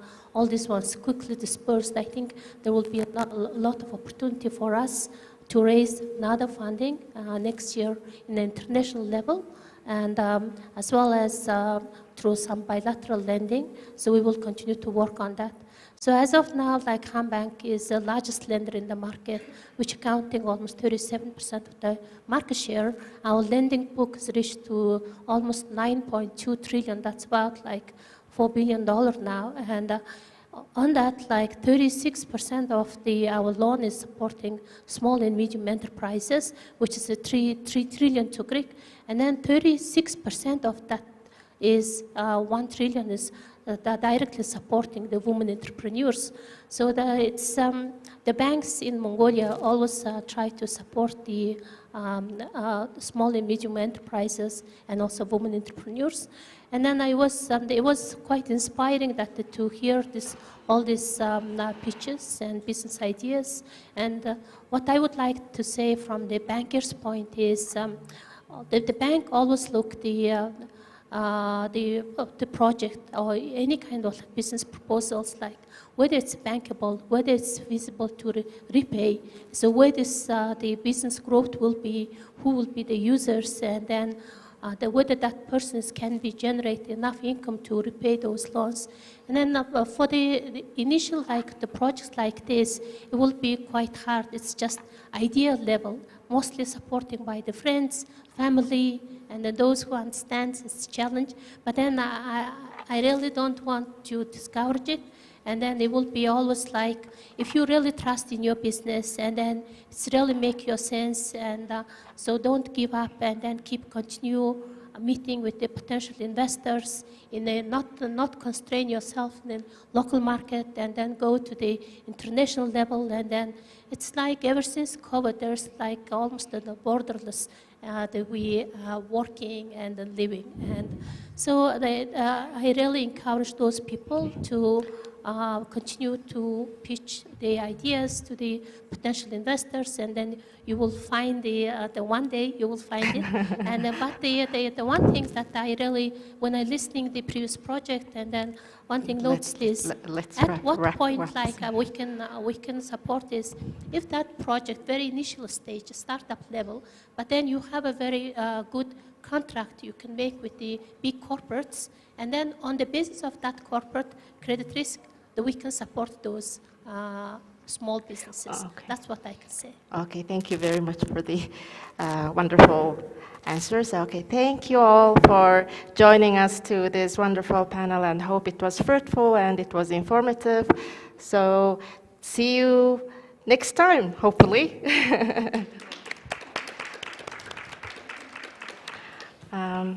Okay, now the panel part of the today component is over. Now we would like to make the She Loves Tech 2023 Mongolia Round winner announcement. I would like to welcome Mr. Tolmang, Chief Information Officer of MCS Ventures, to give the award to the second runner-up.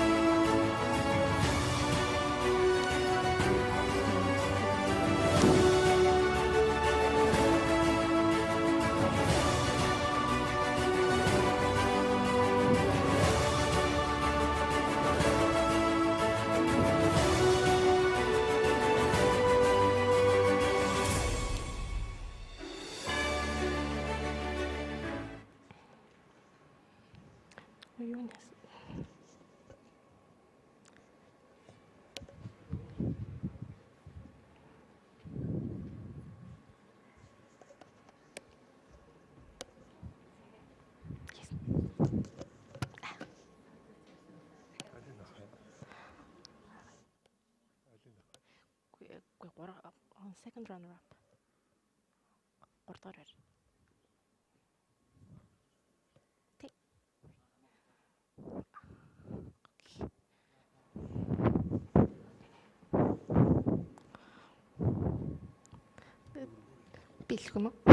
Okay. So second runner-up is Inmo Studio.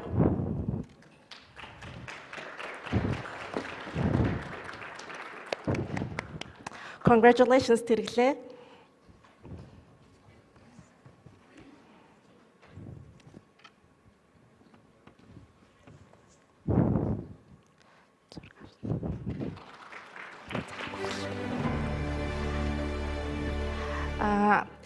Next, Director of Digital Banking Department of Gotland Bank, Mr. Trull, will give award to the first runner-up.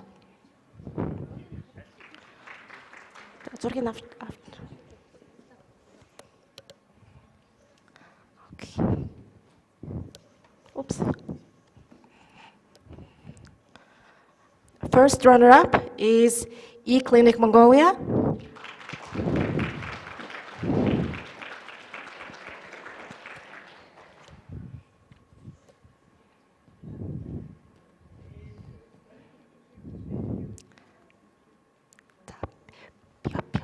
I would like to be.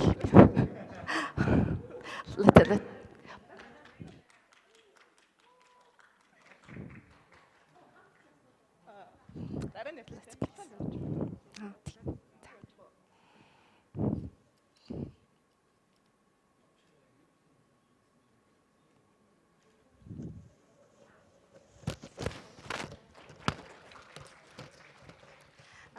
Now I would like to invite Mr. Jonathan Wong to present the award of the winner of She Loves Tech Mongolia 2023. Drum rolls, please.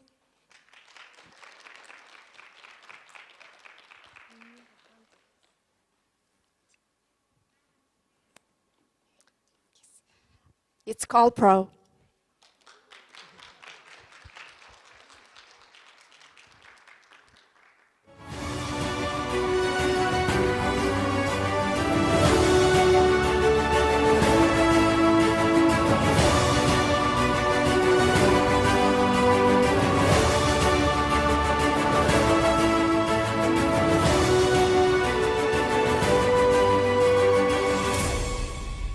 Thank you very much.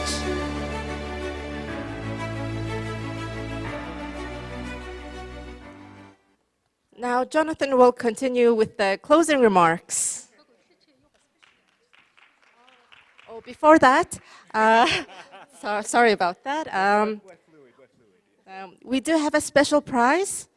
Ms. Butlerma will give the founder, give the special prize to Mermaid.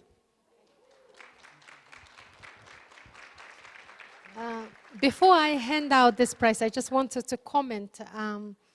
Every year, our She Loves Tech Mongolia round presents a special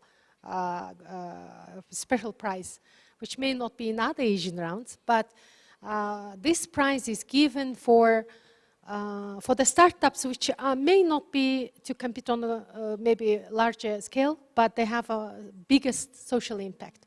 So I think Mermaid is very important when it comes to creating a job, income for women entrepreneurs. So congratulations.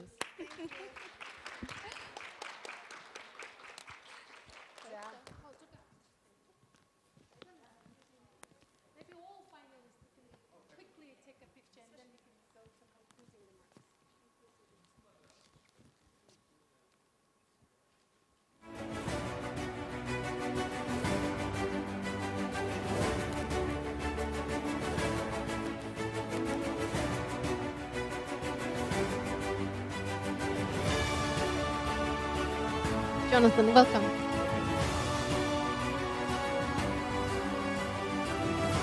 Thank you very much. We could have kept the dramatic music, but fine. My name is Jonathan Wong. I'm the Chief of Innovation, Enterprise and Investment at United Nations ESCAP based in Bangkok.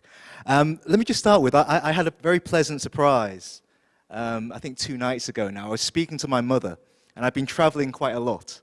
And she said, "Where are you?" And I said, she never knows where I am. I said, "I'm actually Mongolian." And she said, "Oh, did you know you have Mongolian ancestors?" So I have somewhere in here I have Mongolian genes. So I feel very at home here.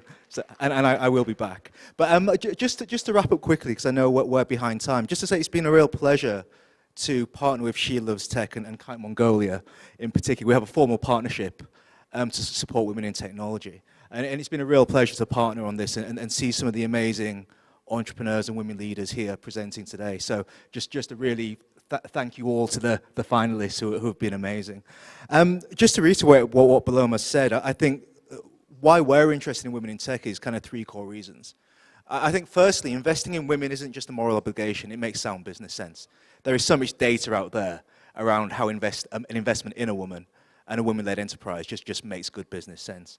I think the second thing you mentioned I completely agree with. You know, men and women think differently. And if you are to catalyze innovation, be creative and come up with new ideas, and new ideas we urgently need, as the UNDP resident representative mentioned, we're off track on the SDGs, we need new ideas and we need them now. So having women in that mix and having equal representation is really important.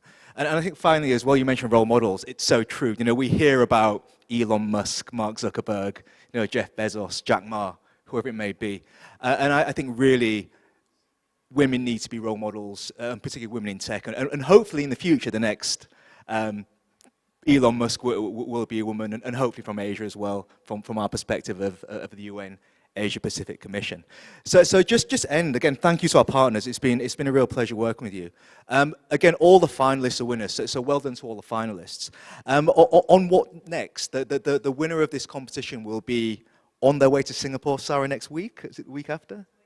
Okay, on the 25th for the Asia global competition, and there'll be a week-long boot camp there.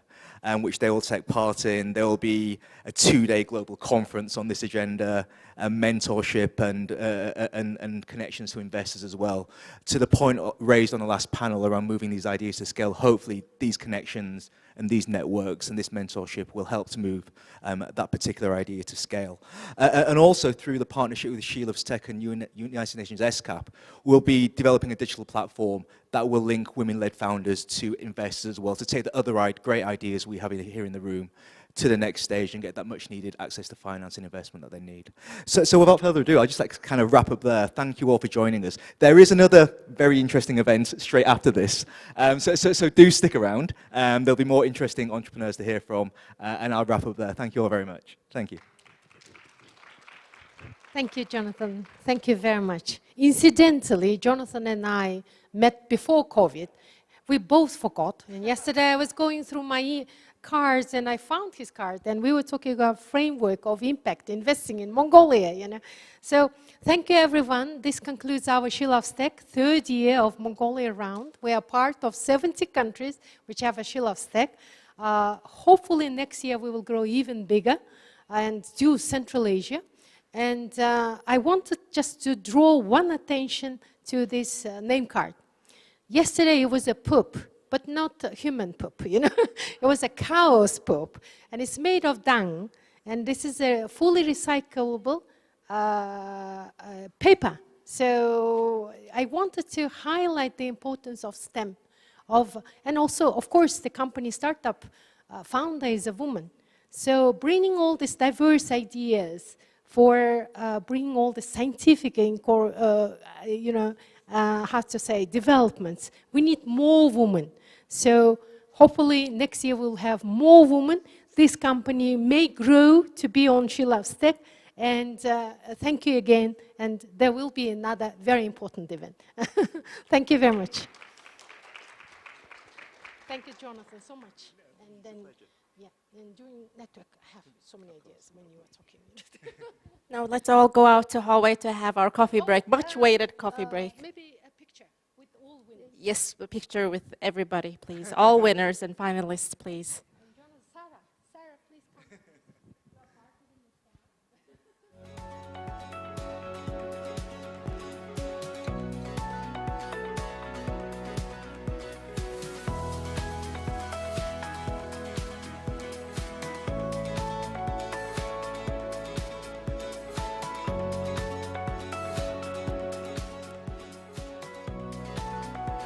Pro, Inmo Studio, Fibo, OneFit, eClinics.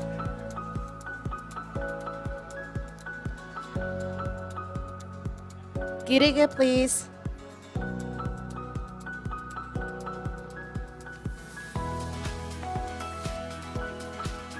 And Momates too, please come to the stage.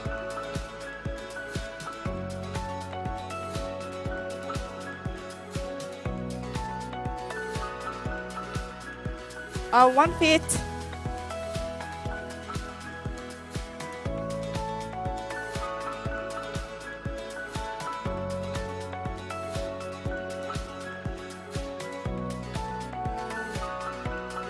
Anyone from OneFit?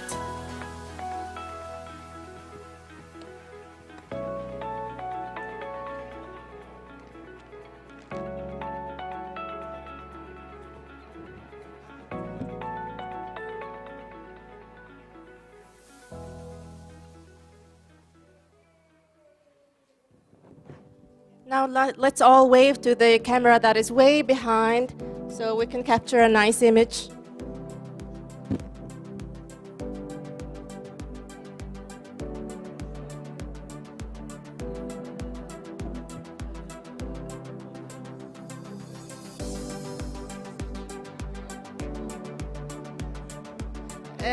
Can we do one more time? Yep, one more time and let's go for our coffee. Coffee break is 15 minutes.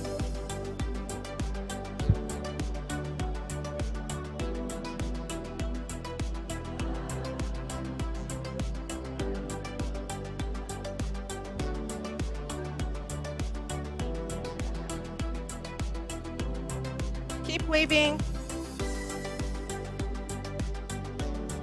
Do we have it?